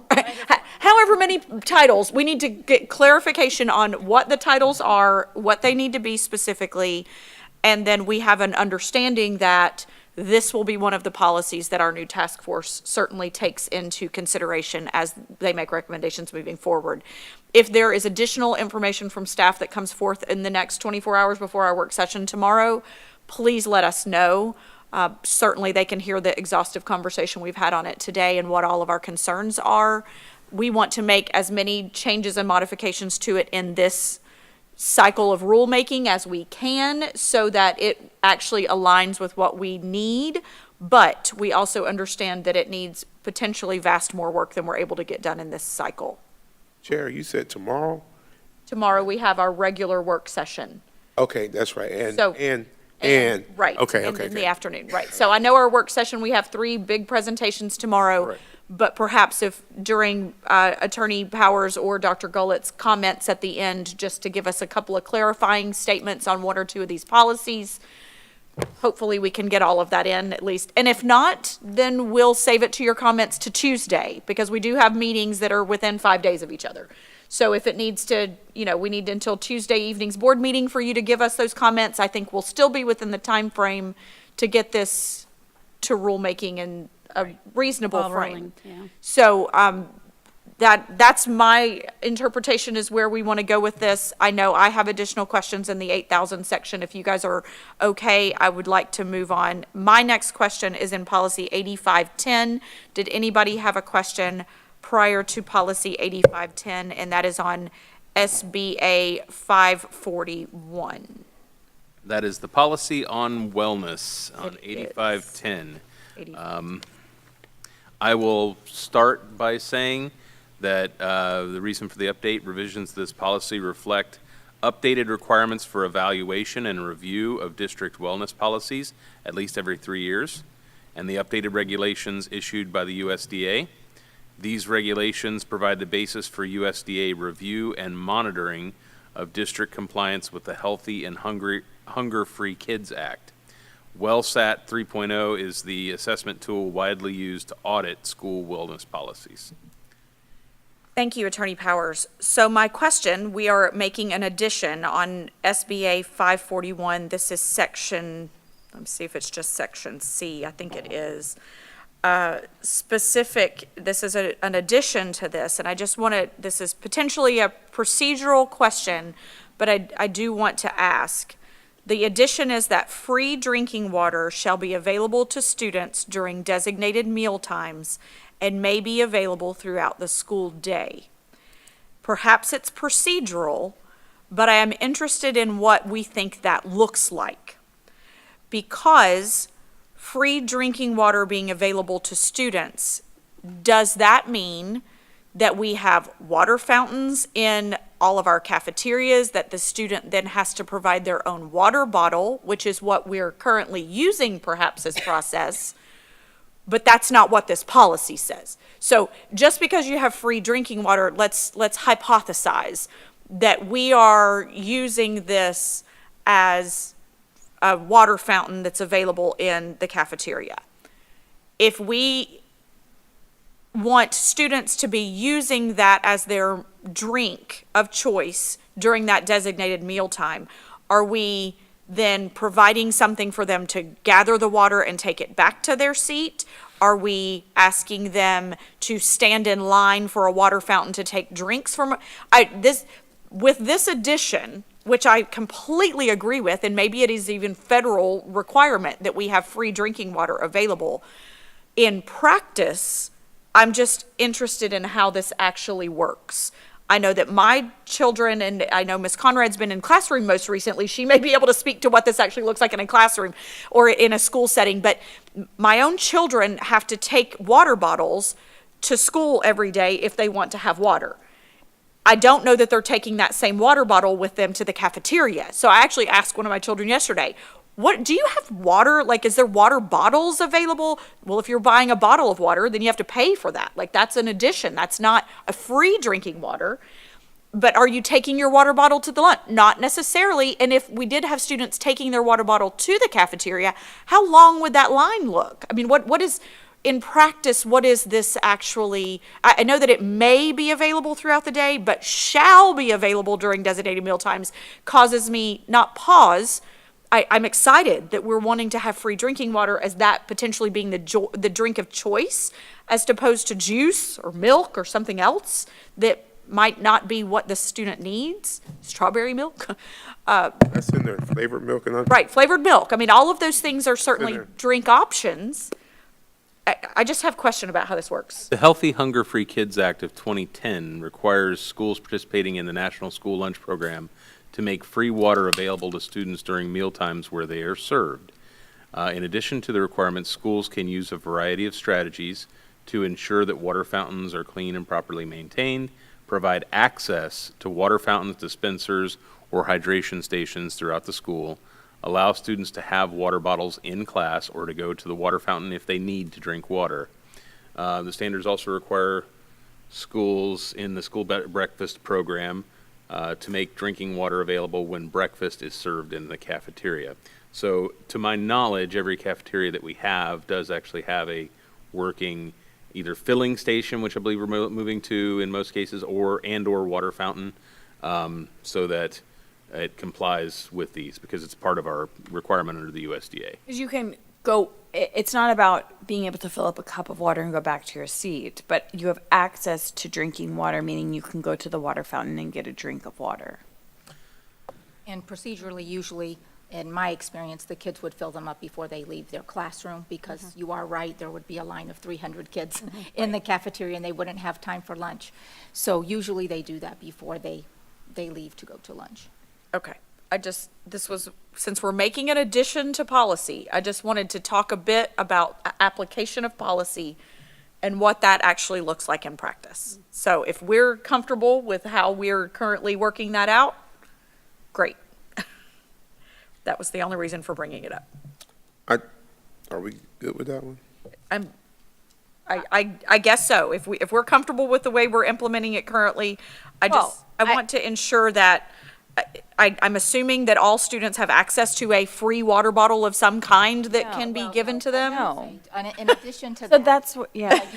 You have students that show up every day, they're the same, usually students that don't have a water bottle, and the teacher has water for them in their refrigerator, and they pass out, because they don't have a container, and so that's what the reality of it is. Right, is and that that's what I'm saying. Teachers are providing water for students that don't, bring it daily, because. Not every and kid really has this was- access to a water cup or a juice cup and a thermos to take to school every day. So that's what I'm trying to gather as the point of what you're saying, because in a very clear term, yes, all students have access to free drinking water via the spout of the water fountain. This does not say that every child shall be provided a cup to drink that water out of.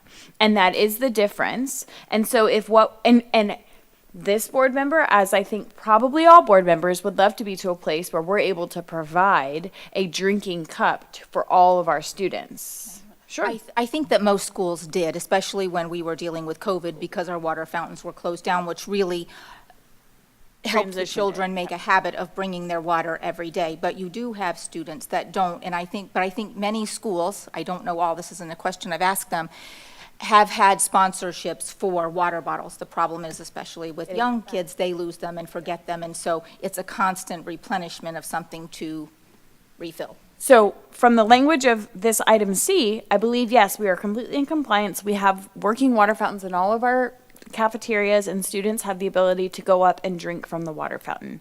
From a procedural standpoint, could we improve the way we implement the policy to make sure we have equal access for all students? Probably yes. And I believe that this may have come from the COVID times when all of the water fountains were shut down and not every kid had a bottle. And so what do? Of course, it defaults to the teacher. The kid's thirsty, and we know it's really important to drink water. It's a super healthy thing to be doing. So I suspect that this is where that came from. Thankfully, we now have drinking fountains again, so there is water available. Might not be at the split second everybody wants it, but nobody's going to go without having a drop of water to drink from the time they get to school till the time they get home. At the beginning of COVID, I just don't want there to be a negative perception. So, and during COVID, our schools did a lot. There were water bottles provided for a very long time, and drinking cups were passed out for a very long time. So I don't want the community to think we were just like, oh, Right. you're tough for you. No cup, Because it was tricky, but we do find solutions, and a solo cup works great, and a water bottle, and so we do make sure that they have what they need. Dr. Gullett? If I may, thank you, Madam Chair. I would just offer an additional note here for reassurance that procedurally, if something happens and we're not able to access the water, we deploy water bottles and systems. So in an effort to make sure that we're continuing to stay in compliance with this policy and expectation, we also do those other items and make sure to immediately get water out to everyone so they have access to that. So there's another component to this. Some of our And that's- schools are on wells. And that's what I was Correct. going to say. In the Correct. past, if there was an issue with the well being contaminated or something, the district provided potable water for them to have to drink. We are in compliance, I'm sure of that. Okay, that was the reason for the conversation. I do think that perhaps procedurally, certainly if we have teachers out there, if they're listening to this, that are constantly taking money out of their own pockets to ensure that they have water in their refrigerator for students that continually need it or whatever, perhaps if there's ways that we can ensure that there are other mechanisms that can be donated water bottles and I'm talking like fillable water bottles that could be used instead. Just reach out to us or reach out to Dr. Gullett or talk to your principal or something. So that that's what I don't want to have happening. I don't want to have tens of hundreds of dollars that teachers are constantly filling their own personal refrigerators to ensure that students have access to water if they're not currently providing it or not currently bringing a mechanism for that. So that was part of that. And board, based on your comments and discussion here today, if there are additional these are the things that are required for us for USDA, that as Dr. James put it, just access to get water if you need it. But if there are additional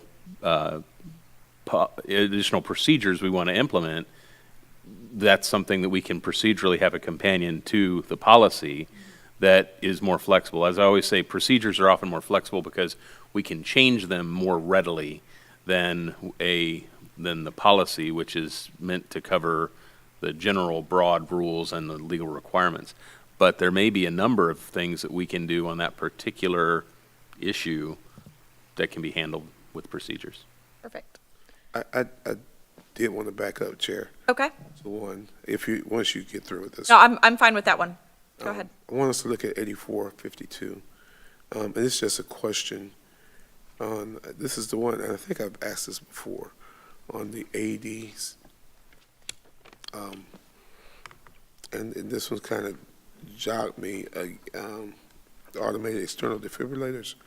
And it kind of hit me because just of what was going on with the football game the other night, where it says all employees or volunteers who are reasonably expected to use an AED shall be notified annually of the location of each AED on school grounds, which shall be available in a clearly marked and publicized location for each athletic activity. How are they notified? How are we telling them? My personal experience as a school staff is it's done during a staff meeting. So in a conversation. But it says staff, it says all employees or volunteers. What about the volunteers who wouldn't be in a staff meeting? You have a lot of coaches that are not. The athletic director, when having those meetings, would have that conversation with those individuals. And my experience of having a husband who's been a volunteer coach, there is actually an annual training of all of those coaches, regardless of if they're employed or volunteer, that they have to go through. Now, they're not all in the best place on school campuses. You draw question to where their location is. I know that at the high school where I most recently worked, it was in the cafeteria and in the front office. But the medical event is probably going to happen in the gym. So, On the football field. or on the football field. And so the location could certainly be discussed, but it was staff meetings via the principal and the athletic director doing their meetings is how that information was conveyed. And I know there's a requirement for people to know CPR, to kids to know CPR. And again, the other night when I was watching this on TV in the news recently, I kept saying, if this was I always think about us as a district. Yes. Say, what would have happened if that would have been one of our kids? Who would have initiated this CPR? Would AED be available? Could they have gotten it if it was after school hours during football practice? Yes. To get to the cafeteria or to get to the front office. I'm thinking of those things through, and then I'm look at this thing that says everybody's going to be notified, but how do we know they've been notified? Is there a sign-off list that they have been told? What are our checks and balances in this whole process? Because this could happen, and has happened around the state, Right, in different situations. So thank you for bringing that up, Reverend Cummings. I do think this speaks, again, to procedure and process of how this would be implemented moving forward, and especially in light of what occurred this week on national television, that we all, certainly our thoughts and prayers are with Damar Hamlin, and all that have been impacted. Just the trauma of that entire event has caused us all to take pause and ask this question. You're absolutely correct that on an athletic field or court, that's most likely where an AED would need to be used. If it's during a game, there are ambulances there for football. That's it. We do have trainers that are available for most all of our sporting activities, not necessarily readily available at all of our practices. So I think you make a very strong point there, and Dr. Gullett, I think this just speaks to more procedure and conversation that the athletic directors can have on there, and the principals in conjunction, and how we can ensure that we have access to what we need for our students, primarily in the secondary level, but this certainly could happen in our primary grades on a PE field or playground as well, as we've also seen around the state. So thank you for bringing that up. Ask a question? Absolutely. Traditionally, our PE teachers have been our first responders. Is that still pretty much the protocol? Like, so that's at least when they're on the PE field, their coaches are with them if something were to happen. Does that still hold true? Do we still have first responders, and are they typically our PE coaches? It's a great question. I don't know that I would call them first responders, because I think that they should absolutely be included and trained, but I think we need others as well, to the points that you're making. I was always CPR and AED trained. I mean, just as an administrator at a school, and encouraged all my teachers as much as possible, because you don't know where they're going to be when it happens. And it doesn't always happen on the field. So are they included? Yes. Okay. But We had an assigned number that we had at our school. So there were maybe four first responders, or that's, I believe, what we called them, and that was posted around campus, so we always knew who to call. So is that still protocol? yes, they should be posted, they should be communicated, so everyone knows who it is. What I think we need to continue to improve upon is extending the training beyond a core few. The more people that know, the better. I mean, that's always been the case with CPR, and especially if you can do the joint CPR AED trained and certification process. My goal, I'll just tell you as a principal, was 100% of my staff had some type of training. So whose decision is that? Is that a district decision for every? Because I would think, and I come from a different place, guys, completely. I come from a prison setting, so in law enforcement, everybody had to be CPR trained. Everybody had to do AED training, and everybody, at one point, they used to give you the little cards that you had to have. But everybody had it, because you never, just 2 or 3 people on a compound or in a school, that to me, that's just unheard of. That's antiquated. That everybody should know. I don't care if it's the custodian. I don't care if it's the whoever it is, the lunchroom lady. Everybody should have that training, and I would think that it would be.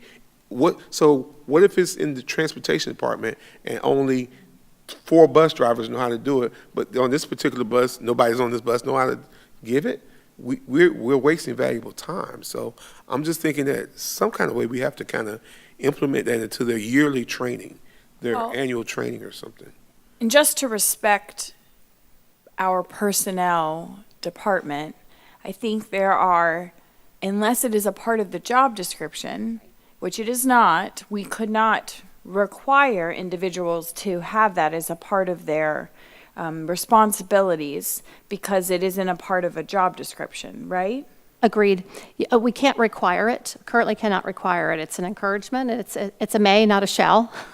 But certainly, what I have found in my experience is that many people want to.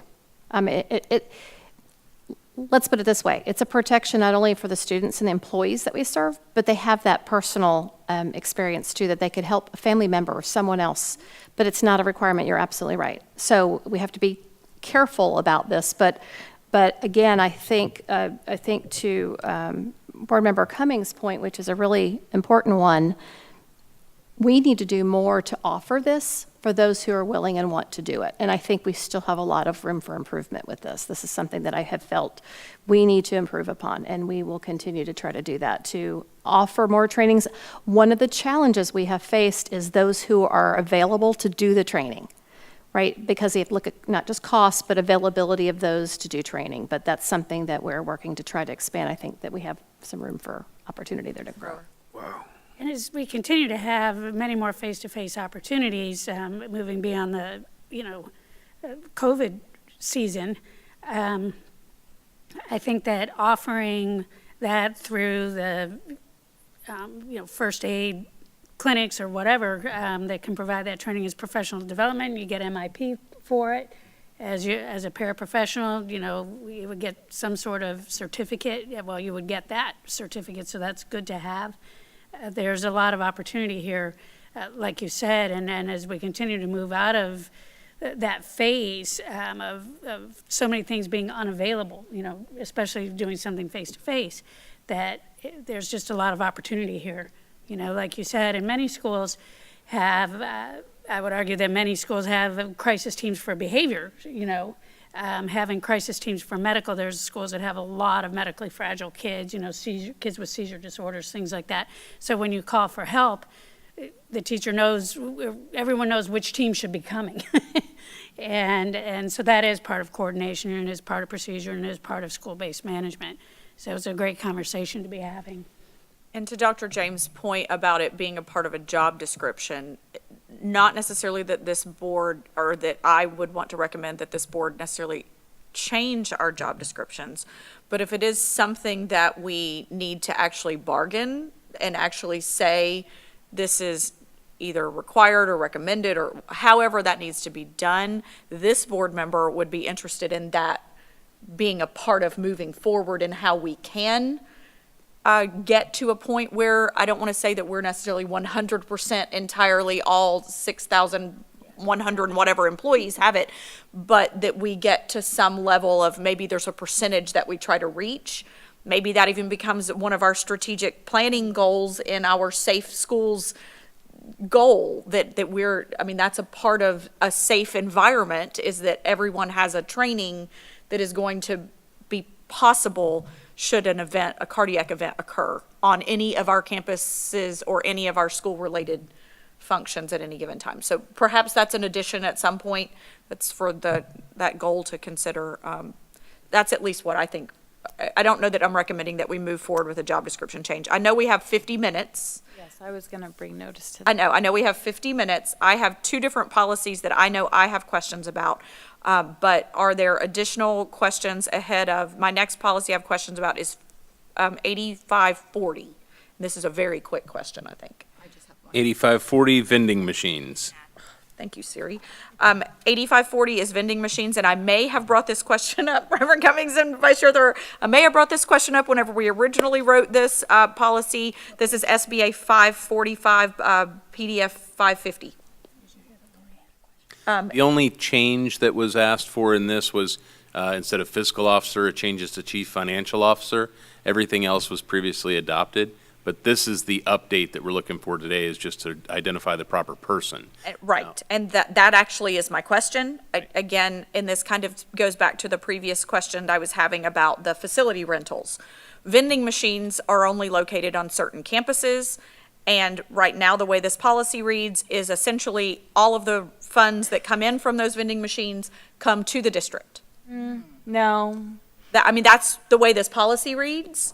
And so that the chief financial officer is the one who manages those revenues. So perhaps the chief financial officer then delegates to the schools to manage but again, just looking at the way the policy is written, it appears that the district share of revenues is managed by the chief financial officer.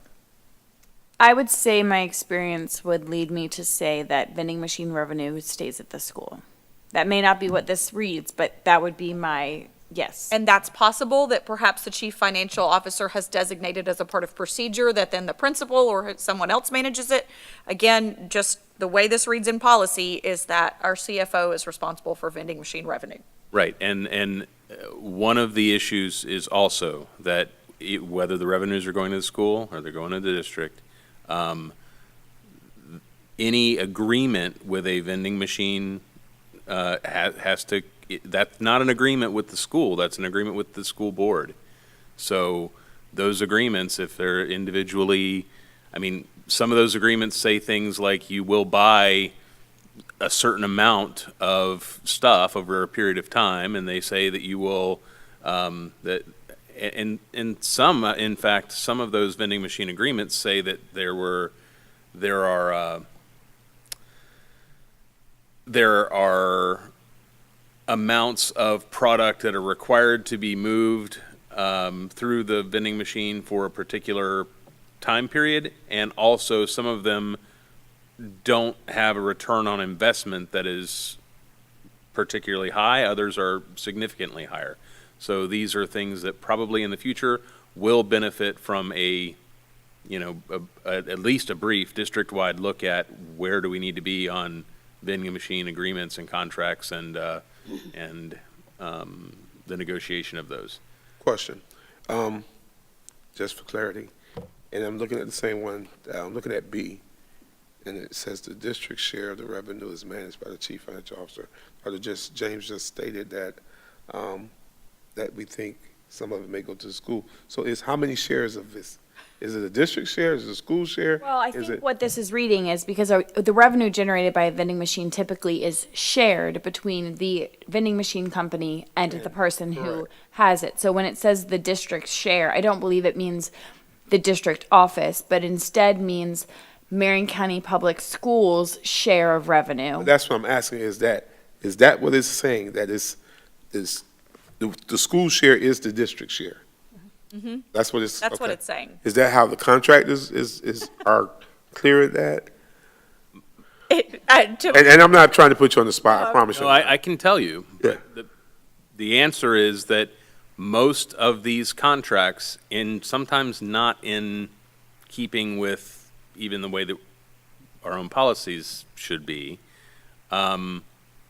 somebody wants to put some vending machines, they call a Coca-Cola representative, Coca-Cola shows up, gives them a blanket contract, the principal signs the contract, they drop the vending machine, or it's some local Exactly. distributor, and then, or it may be a smaller distributor, it's not, I doubt it's Coca-Cola corporate, but they do have, Some local, a little small. right, and it depends on who they're doing business with as to whether or not they've got, a large share required, and also the utilities are paid for by us directly because the plug-in of the machine, the refrigeration, everything else.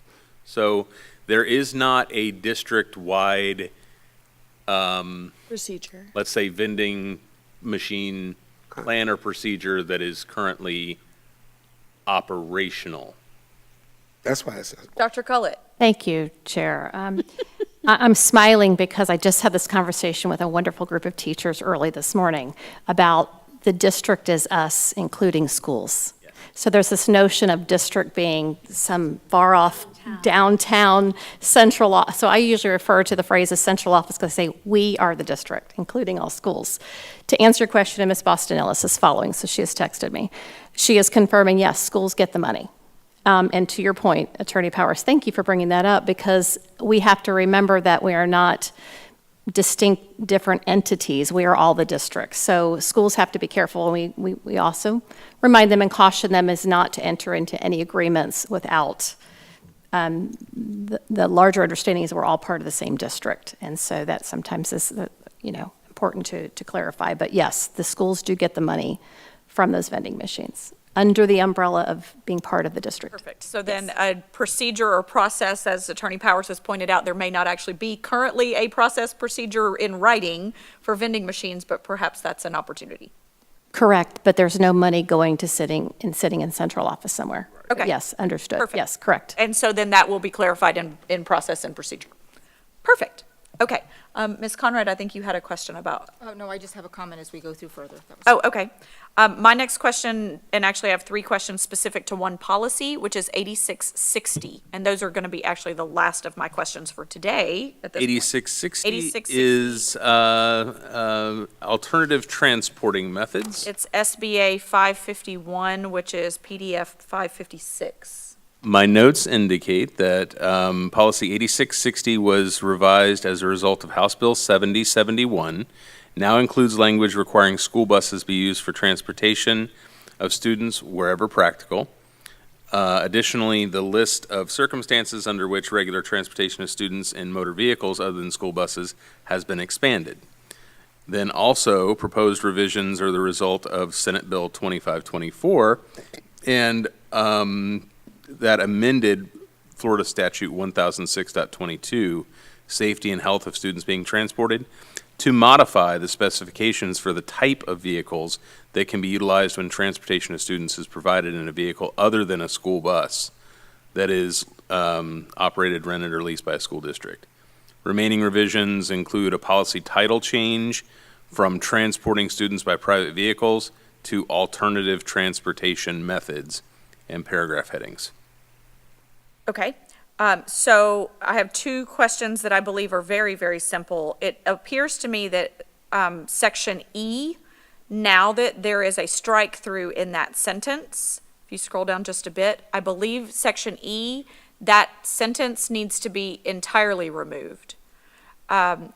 It does look like when the transportation is for trips to and from school sites, but is not customary transportation between a student's residence and such sites, is now redundant.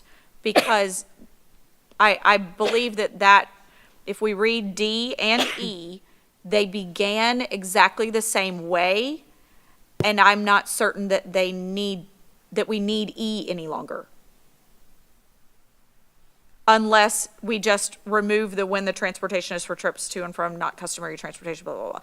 Does D involve customary transportation, Agricultural. and then E is, D says agricultural Right. education-related events. It looks like they've clarified everything that E used to say into D now, if I'm not mistaken. Unless we need, so there is an additional part there that may actually need to be E, where it says when the part that begins, when the regular transportation of students is provided as authorized above. But I believe that actually needs to be moved over and not indented. That needs to be clarifying language to A, B, C, and D. But it looks to me like E needs to be removed entirely, because it begins the exact same way as D began. we're just going to scan the top real quick. So I'm That's gonna grab fine. I'm grabbing that statute so that I can answer that more intelligent. No, and that's fine, and actually the statute may be helpful for my next question.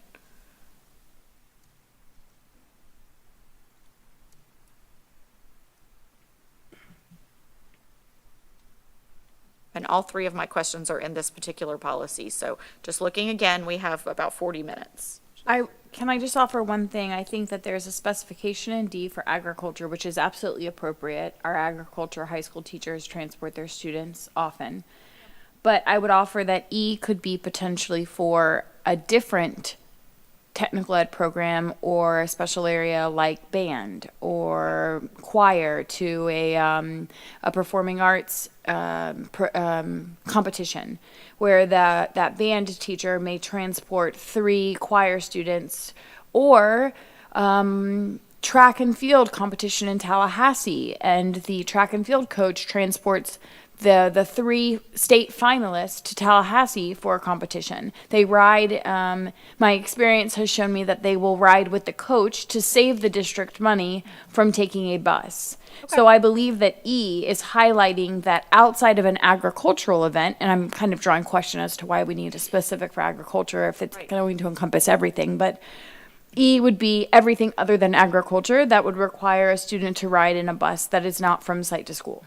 And I'm reading directly from statute, and this is 1006.2, hang on, 1006.22, and it is section 1A4,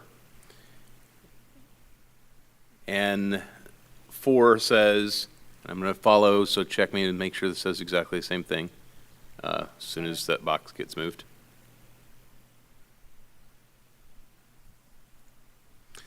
When the transportation is for trips to and from school sites or agricultural education sites, or for trips to and from agricultural education-related events or competitions, but is not for customary transportation between a student's residence and such sites, that's one sentence. Then under 5, it says, when the transportation is for trips to and from school sites, but is not for customary transportation between a student's residence and such sites. Okay, then that So- clarifies it. So it is needed, and I understand the difference. I'm not certain, I guess statute somehow has specified a difference between agricultural, education-related activities and events and anything else. So that's fine.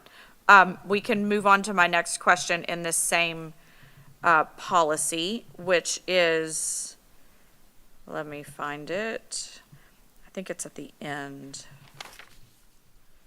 I have to find it. It makes a specific reference to 10 passenger vans or vehicles. And I just had Right under there, the vehicle. is it right under The that? vehicle must be designed to transport fewer than 10? Is that Yes. the one you're looking at? So it, if it is designed to as designed in this CFR part, whatever, if it is designed to transport more than 10 persons. So to be a multi-function school activity bus. So statute, and this is an assumption of mine, statute now says that 15 passenger vans are no longer available or possible. And that's just a question, really, that I'm asking. So a vehicle must be designed to transport fewer than 10 students or be a multi-function school activity bus, which I'm thinking of the larger, like Marion Transit, ARC Marion, larger activity kind of buses as defined in 49 CFR Part 571.3, if it's designed to transport more than 10 persons. So I'm just asking the question that statute would limit us from, if we had a donation of a 15-passenger van, that we would not be able to use that, according to this. Well, the definition under 49 CFR 571.3 speaks to what constitutes a multifunction school activity bus. And this is saying the vehicle must either be, and this is exact from statute also, 106.22. Okay. It says, the vehicle must be designed to transport fewer than 10 students or be a multifunction school activity bus as defined in Code of Federal Regulations if it is designed to transport more than 10 persons. So it either has to be designed to transport fewer than 10, or it has to meet the federal requirements if it's designed to transport more than 10. So if there were, for example, the 15-passenger van that you're talking about, Sprinter van or something like that, it would have to meet the requirements under 49 CFR in order for us to utilize that. And I'm sure our transportation department is much more aware of that than I am. No, I'm certain of that. My question just ensures that we as a board are not putting any limitations on potential donations of vehicles for activities and athletic events. And I don't know that we ever would receive one, so I don't know. But at this, I know that transportation is a significant challenge. Transportation specifically for athletic programs is a significant challenge. It just is. And so I want to ensure that we are not limiting anything in policy. Granted, this sounds like it's straight out of statute and we can't make any changes anyway. But that's the justification for my questioning. Well, it doesn't limit that they can't. It just says that they have to use the designated seating positions in the restraint grass protection system. So it doesn't say that they can't be more than 10. If it is designated to transport more than 10 students, students must be transported in the designated seating. So it doesn't hinder us from using the 15 passengers. It just has to be safe. Right. And it has You to, know, long gone are the days where you put them in the old station wagon and stuffed in as many as you could so you Or- could all go and participate. Or use a 15-passenger van and transport 20. right, That's. I think that's what this is about. Exactly. right. Okay, that was the reason for the question. And then in that same section, it appears to me that the bottom of SBA 551 and the top of SBA 552 are exactly the same. Do we have two?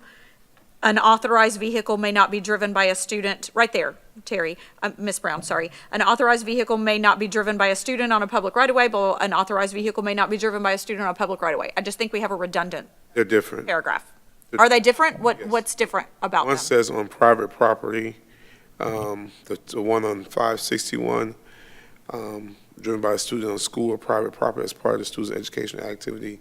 And then the other one, I saw, No, I see No. the ones you're talking about, and there are two that are identical. yeah, those two are different, are the same. The one at the bottom and the one at the top are the same, I'm sorry. The one at the top, the bottom of 551 and the one at the top of 552 are identical. Okay, so that's just removing. So one can be removed. Perfect. And those are all of my questions on this policy and all policies at this point. So additional questions in the 8,000 section. Yes, Ms. Thrower. Yeah, I just really had a comment. Oh, sorry. Oh, sorry. Go I ahead. didn't No, hear no, no, you. go ahead, go ahead. You're fine. I just really wanted to do a share out because it's a question I come across a lot when I'm out in the community. And it is on prayer in schools. So, That's which one? 8805, SBA 554. PDF 559. So I just wanted to share it out. A student may pray or engage in religious activities or religious expression before, during, and after the school day in the same manner and in the same extent that a student may engage in secular activities or expressions. So I just wanted to share that out because many times when you meet with community groups, they're under the impression that prayer is not allowed in school anymore. And so I just wanted to make that notation, and let people know that teachers and students are praying during the day. We're just not leading our classes in it. So anyway, I just want to make that distinguished. Thank you, Ms. Conrad. Actually, if we wanted to draw additional attention to this specific policy, there's lots of language in here that I think the public actually should be aware of, that a student will not be penalized or rewarded for religious content included in their coursework or artwork or anything. Essentially, they can express their views however they would like. Additionally, it says specifically that the school district may not prevent school personnel from participating in activities on school ground, religious activities on school grounds that are initiated by students at reasonable times before and after school. So again, these are things that are initiated by students. Students have tons of rights on our campuses when it comes to religious expression in public schools. And in fact, our employees do as well when students are the initiators of this kind of expression. So thank you for bringing attention to that. Any other comments about the 8,000 section? Just Thrower. really in the same, Sorry. in the same message, with our flag. Okay. You know, that we have a flag in every classroom, and the students will say the Pledge of Allegiance.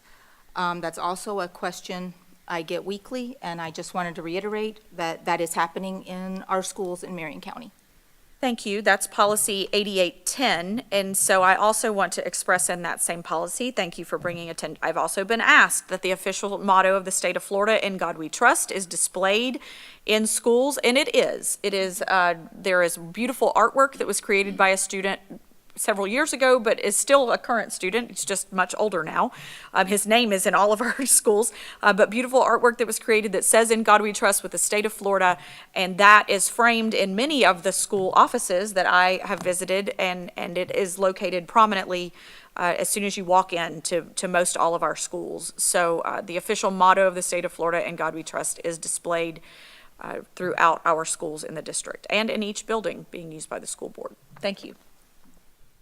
Ms. Thrower. Thank you. Yes, and the moment of silence as well more recently was passed, and when I visit my schools, I see that happening, consistently.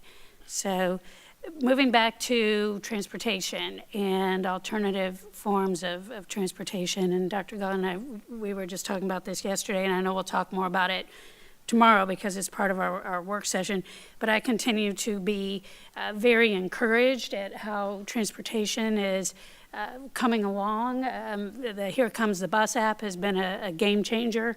There has been a lot of hard-won trust and rapport and improvements in that department. I salute them for all of their efforts. Within that, there's going, because almost half of our students ride the bus, and probably more would as parents, and more will as parents continue to become more comfortable with how we're providing that. And there's two things that continue to be on my mind. So I like seeing this alternative methods because that means we have options. And there are routes, a lot of us know what route numbers they are, that are the notoriously difficult routes. Well, we shouldn't have any of those. Being transported on a bus is truly a privilege. And yes, it is up to the driver to set that expectation and obviously be friendly, all those things. But it is also, it's my firm belief that the vast majority of students know exactly how they're supposed to be behaving. Whether they're choosing to do that or not is a different question, and that is our issue. So I like seeing that we have alternatives. I think it's really important for us as a district to continue to set the standard and continue to enforce the expectations. We have the money to do it. We have the opportunity to do it. And you get what you settle for. I'll leave that right there. My second thing that I really like to see on here is for isolated students. We have a lot of students that are missing school when the weather is bad because the bus can't go all the way down, that dirt road. And the parents can't go all the way up that dirt road because it's basically impassable because it's not a maintained road. And we're losing a lot of instructional time with these kids. So I'm not sure what our options might be, but if we're talking about 10-passenger and 15-passenger buses and things like that for athletics, they do make four-wheel drives. And if the road is not going to be improved, and we know that there's a ton of them, to me, that's just thinking outside the box. And I know in previous years from living in an unrecorded subdivision on a road that we had to maintain, there used to be little vans that would go down to at least pick up kids that had IEPs. But for our just typical kids, they need to have the ability to get to the transportation. And then we need to have the expectation they're going to behave when that service is being offered to them. So I'm looking forward to the continued conversation as we continue to improve everything about transportation. It is foundational to our success as a district. Thank you, Ms. Thrower. That's a terrific point. And as you've made it so well, the expansion or just the inclusion of what our white fleet looks like, I could see much value in having four-wheel drive vehicle, perhaps multiples of them, as opposed to a small sedan that may be just sitting in the parking lot right now. Or sitting parked in sugar sand, on a road. Right. Dr. Gullett. That's what I was going to share. So just before we left for winter break, I was at a school and we had that conversation about trying to drill down into why some students were missing school, those repeat offenders, if you will, right? The students who are not able to get to school. And we talked about the sugar sand roads. I mean, and in that community, that was the issue and they've identified the number of students and how do we get them to school, and when the buses can't go down there and there are issues, it was because of that very thing. So trying to look at some solutions there to make sure that we can access them. And that's going to be possibly doing routes differently and different vehicles, and so those are conversations we're already having. Those are also conversations that we would need to have with the county. We perhaps might, because this community is one of the ones that you all as a board have mentioned, one of the schools with high attendance issues, and that is essentially what we've narrowed down as the problem. It's those sugar sand roads and the access, and so it might be, I think it's going to be a multi-prong approach to if we can't do that, and it may take some time, as you know, with the vehicles, but also some other conversations of how do we look at those roads differently, because it is a pattern of behavior there that our students just can't get there, and we can't get to them, and they want to come. And we did bring this up at the elected officials, meeting, and it was shared, the process, for the MSTU and how everyone on the road needs to contribute. Well, go out to those areas, and then you can answer that own question for yourself. Right. And somebody's paying taxes for that property. Somebody. That is correct. Anyway. Right. So, it is what it is, and it has been what it has been. So I love having the conversations of, okay, now we're actually going to do something about it. Great. Thank you, Ms. Thrower. So are there any additional questions or comments in the 8,000 section? If not, I would like for us to continue on to the 9,000s, and we need public comment. Absolutely. So is there any public comment on the 8,000 section?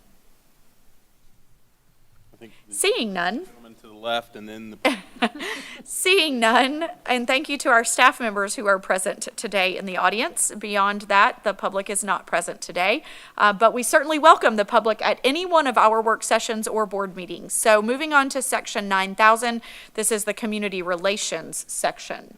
This consists of 6 policies: public complaints, policy 9130, 9150, school visitors, 9200, volunteers, 9211, which are parent organizations, booster clubs, and other outside support organizations, home education programs, and charter schools. Board, are there any questions about these 6 policies? I just have one more comment. recovering from COVID, our volunteer program took a big hit. I just want the community to know that we need you. We need you and we want you in our schools. So if you have a desire to work with children or young adults, the process is very easy. It's online. I recently did it myself, and the district has made it very easy for you to go online and choose which areas and which schools you'd like to volunteer at. So I'd like to encourage you to do so. Thank you, Ms. Conrad. Any other questions or comments in this 9,000 section on these 6 policies? I do. Reverend Cummings. 9150, school visitors. Okay, 9150 school visitors, I do not have any release notes from NEOLA as to any reasoning here. So these are sections that, in green, that have been modified. Do we have record of whether this was a modification requested by staff? No. I only have one, I just Okay. kind of have one issue. Scroll back up just a little bit, Terry, right there, that green area. Visits to a classroom by parents, guardians will occur only after a 24-hour notice. I have an issue with the word only after a 24-hour notice. It may be something that needs to not wait 24 hours for that parent to visit. Are you seeing what?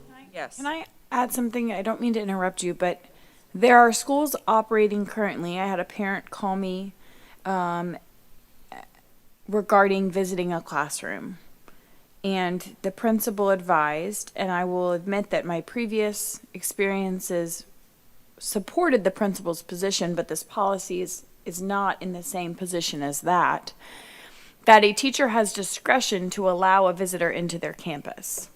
But that is not how this reads at all. This reads that a visit to a classroom by parents or guardians will occur only after a 24-hour notice has been given to the teacher and the guidelines for classroom visitation by the parent guardian has been reviewed and signed. It does not say that it is also teacher discretion. So the current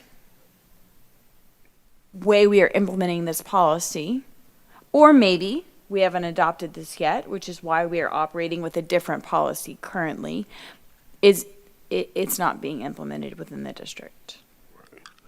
I just don't want us to lock ourselves. I agree with you. The teachers should not be, and I don't know if this has anything to do with bargaining or anything like It that. does. It absolutely does. That's what I was trying to look at Dr. Gullett. I just don't like when you say that there has to only you lock that thing in. I think there may be times where the teacher a parent may need to visit and it'd be less than 24 hours notice.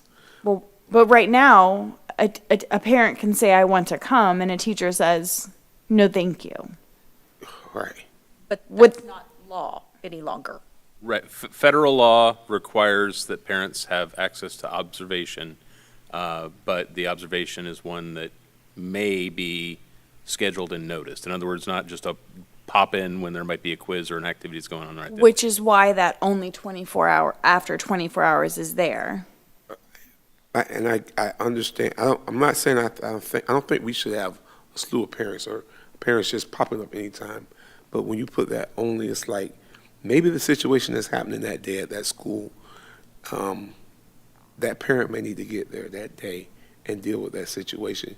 And when you put that only, it's like we're violating our own policy by not giving them the 24-hour notice.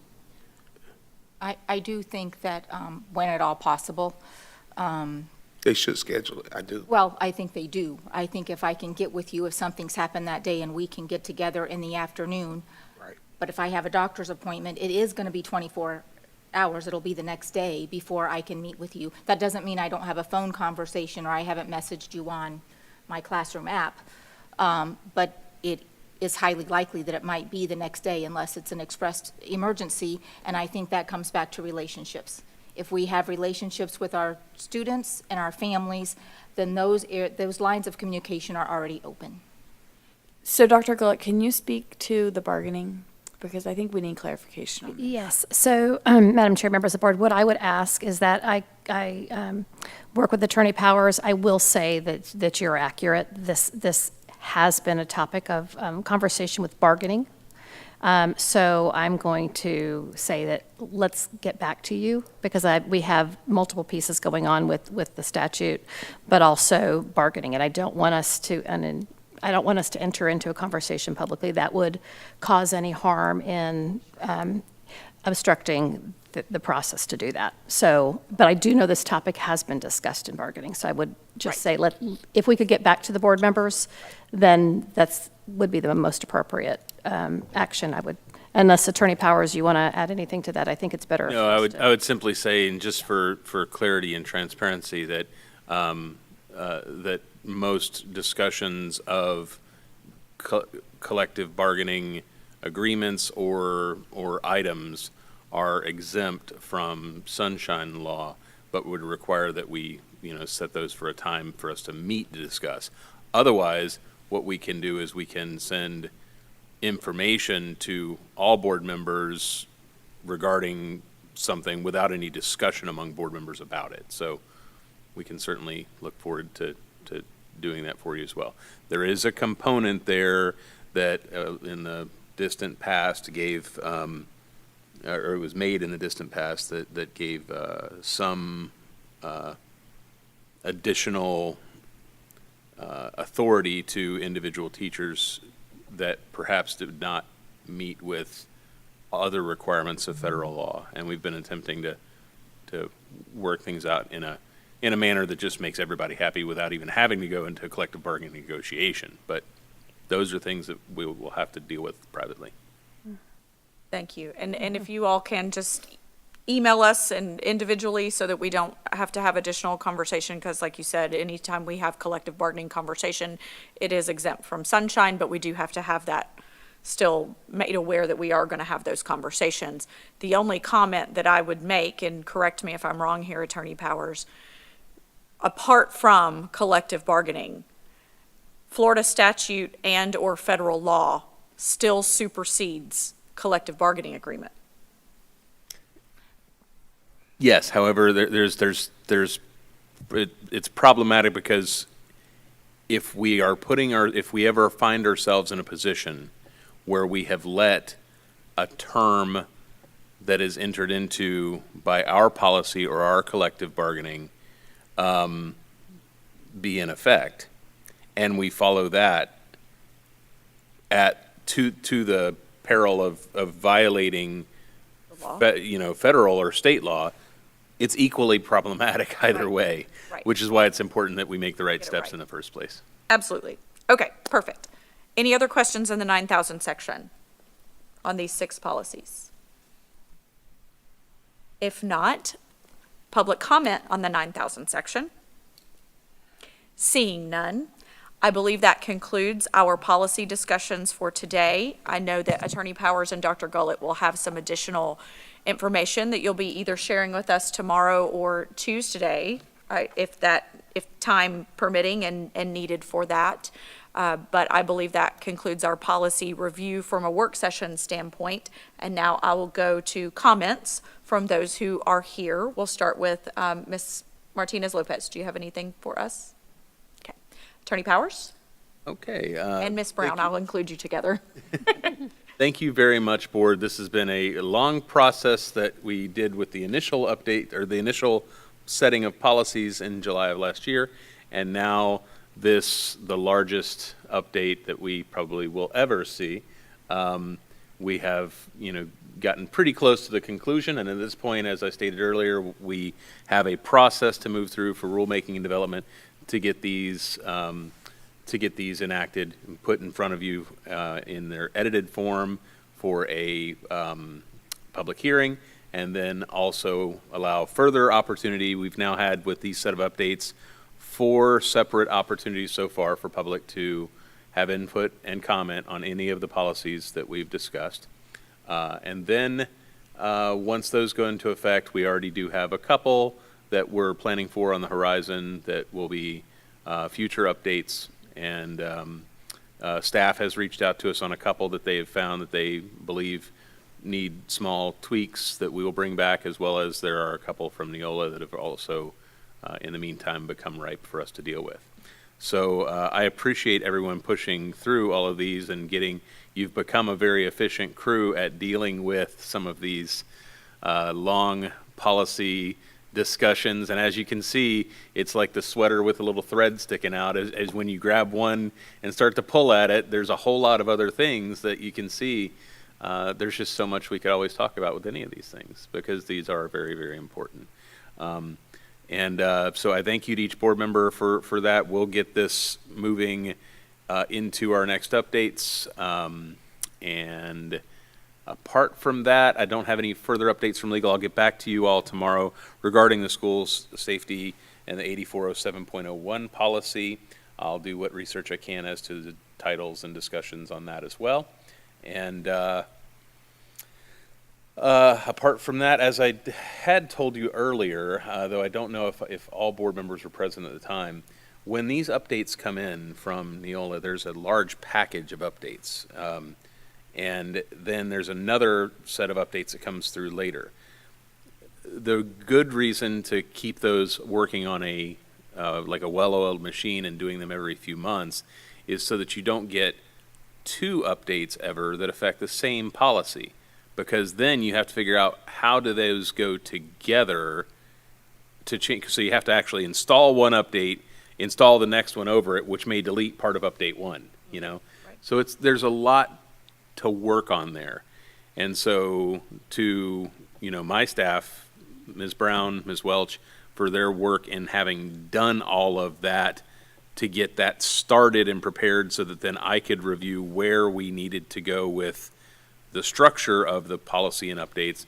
But a whole lot of those editing portions is, if I didn't have them there doing it, we wouldn't be where we are. So I greatly appreciate everyone, and the superintendent, your crew has been very responsive and awesome during this update process. So hopefully not celebrating early, I'll keep my fingers crossed, but the fact is we've done, I think, a very good job collectively as a team on these updates. So thank you all. Thank you, Attorney Powers. Dr. Gullett.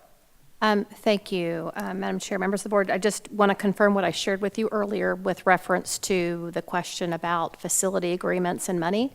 Ms. Boston Ellis did confirm what I shared is accurate, that it is currently in central office, and because the central office team is doing repairs to schools. The clarification with regard to Denellen and Pop Warner is because it was a field, it was an outside area. So that's the difference, and so just want to confirm that was accurate. Thank you. Dr. James.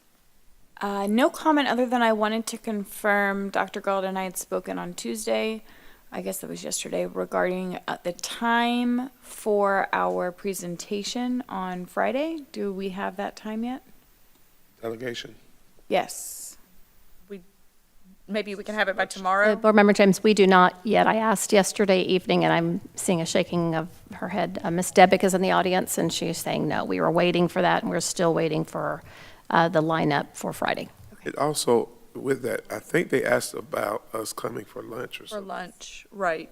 And I had responded back to Ms. Martinez Lopez, so if you are the Chamber and Economic Partnership puts on a lunch for delegates and elected officials, and so we all received that email. If you are interested in RSVPing, Ms. Martinez Lopez she sent mine in, I know. I sent an RSVP for everyone. Oh, okay, all right, great. It was for all of us. Perfect. So we will be having lunch in advance of that. Hopefully the schedule, normally that schedule hopefully would have already been available, but if not, we'll get it that day. It does start at 1 o'clock. Traditionally, we've been about 6th or 7th on the program, which means we should be out by 2 o'clock, if in fact that's the case, but we won't really know until that schedule is out. And I'm not certain what the holdup is. But And we're supposed to have the little printouts or something? Yes, Mr. Christian's office is ensuring that we have those, and I'm sure he'll give those to us tomorrow, because that's normally when he doesn't want to give them to me too soon.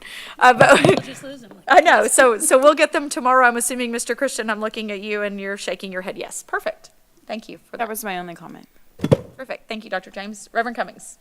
No comment. No comment. Happy New Year to everybody. Absolutely. Ms. Conrad? I just have a quick comment. We've been on winter break. All of our students, our teachers and staff are already back. Our students come back to school tomorrow. Wish them a safe and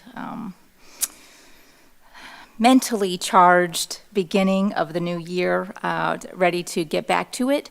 I also want to say a thank you, kind of along with what Mr. Powers said. I am appreciative of this board and the strengths that each person brings as we are going through policy, and Sarah and I came in on the end.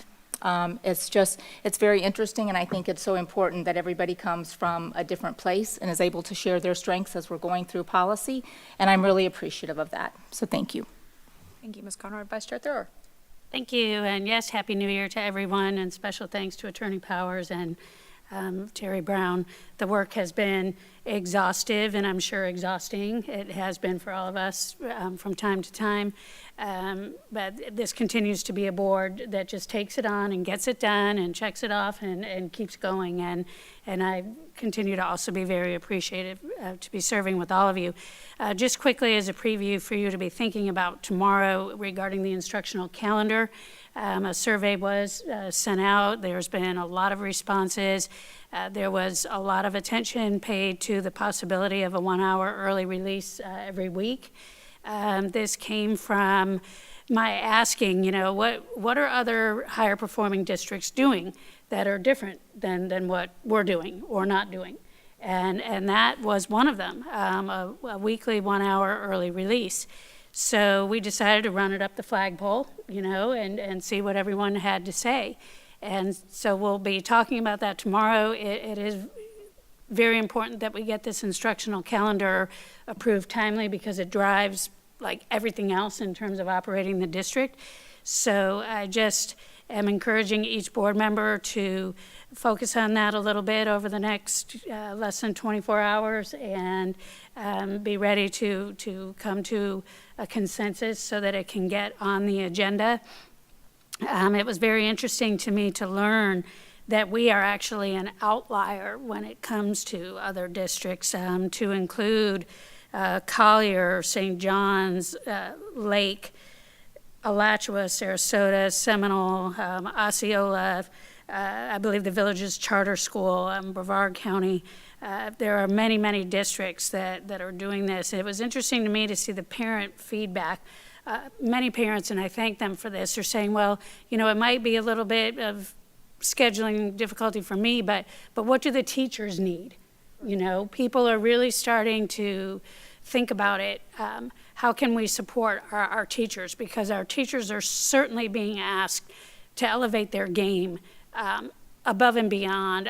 They always have, but especially these days. So anything that we can do as a board to help support our teachers and doing this work that they're tasked to do, I'm all for listening to any opportunities to do that.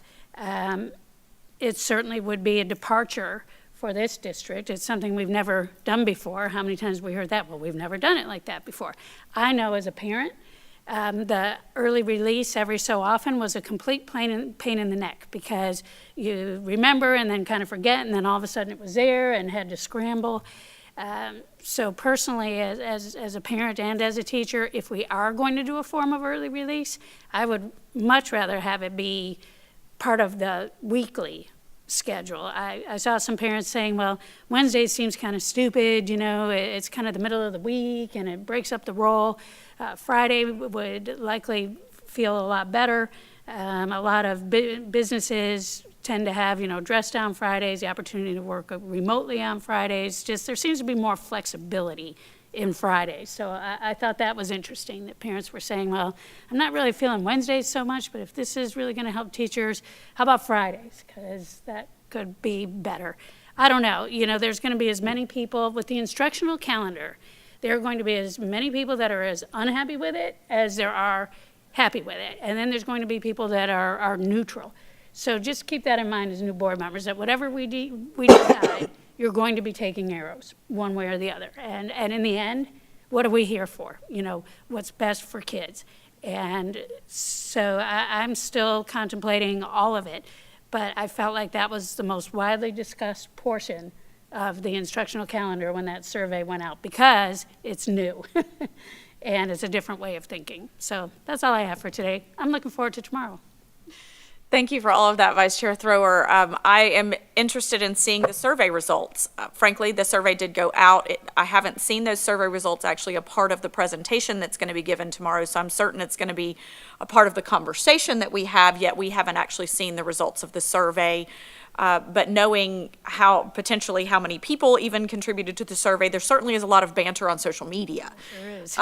Many of those people have said they have completed the survey, yet we still, we as a board have not seen the survey results. So I'm sure that will be a part of tomorrow's presentation, and I am too very interested. But thank you for sharing some of that feedback. I considered reaching out to several of my colleagues and friends across the state today just to say, how do you guys do this? What does it look like? And so I plan to do that today ahead of tomorrow's conversation.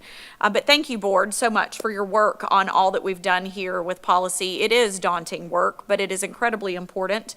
As fellow board members have heard me say, this is essentially our Constitution. This is that important, and we need to take it into that consideration as such, that all of the work that we do, it's the guiding light for this district, and this policy and rule book is vitally important for everything that we do.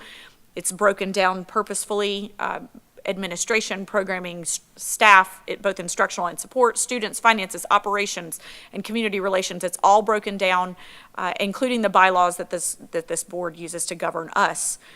So I'm grateful for the hard work. I'm grateful for Attorney Powers and Ms. Brown and the work that they've done in legal, as well as Dr. Gullett and her team, working on all of this and knowing that they have the hard work ahead with the procedures to ensure that they are aligning up with policy. But to Ms. Conrad's point, we do have students that are coming back tomorrow, and I just want to end this work session honestly in a prayerful thought. And it's the way I woke up this morning thinking, while we certainly have gotten a lot of great work done today and in somewhat of a joyful spirit, we also know that we have a lot of students and staff that had a very interesting, if not traumatic-filled holiday break. And even those of us across the nation that witnessed an NFL football game on Monday evening that has left some of us in trauma in some ways. I want us to understand that that in a prayerful thought, that peace will transcend all understanding. That as we receive our students back to classes tomorrow, and we're so grateful to have them back, they are why we are here. Students are why we are here. Every dollar this district has is because of students. Every policy that we have is because of students. Everything we do is ensuring that we're helping students succeed. And as we think about that and receiving students back tomorrow into our classrooms, please understand that they may be different than they were when they came in December. And they may have witnessed things and engaged in things and experienced things that they've never had before. May we take that into consideration. May we all have the peace that transcends understanding guard our hearts and minds. And I just want to offer a quick prayer. Dear Lord, thank you so much for the opportunity that we have to serve you and to serve this school district. And I pray for each student, each staff member, each person working for this school district, that you will guide us and direct us, that your wisdom will be a part of everything we do, knowledge and understanding will be granted to us. Pray for hedges of protection around those, all of us. I pray for peace, especially those, we lost a student over the break for certain that passed away in a car accident, Lord, the students that are going to be impacted by that and staff. Lord, there may be others that we're not even aware of, but I pray that you just help us, give us wisdom and guidance and direction, and just give us peace. We need you. Thank you for the opportunity that we have. In Jesus' name, amen. And with that, we will close this work session, and we are adjourned at 12:01 p.m. Thank you.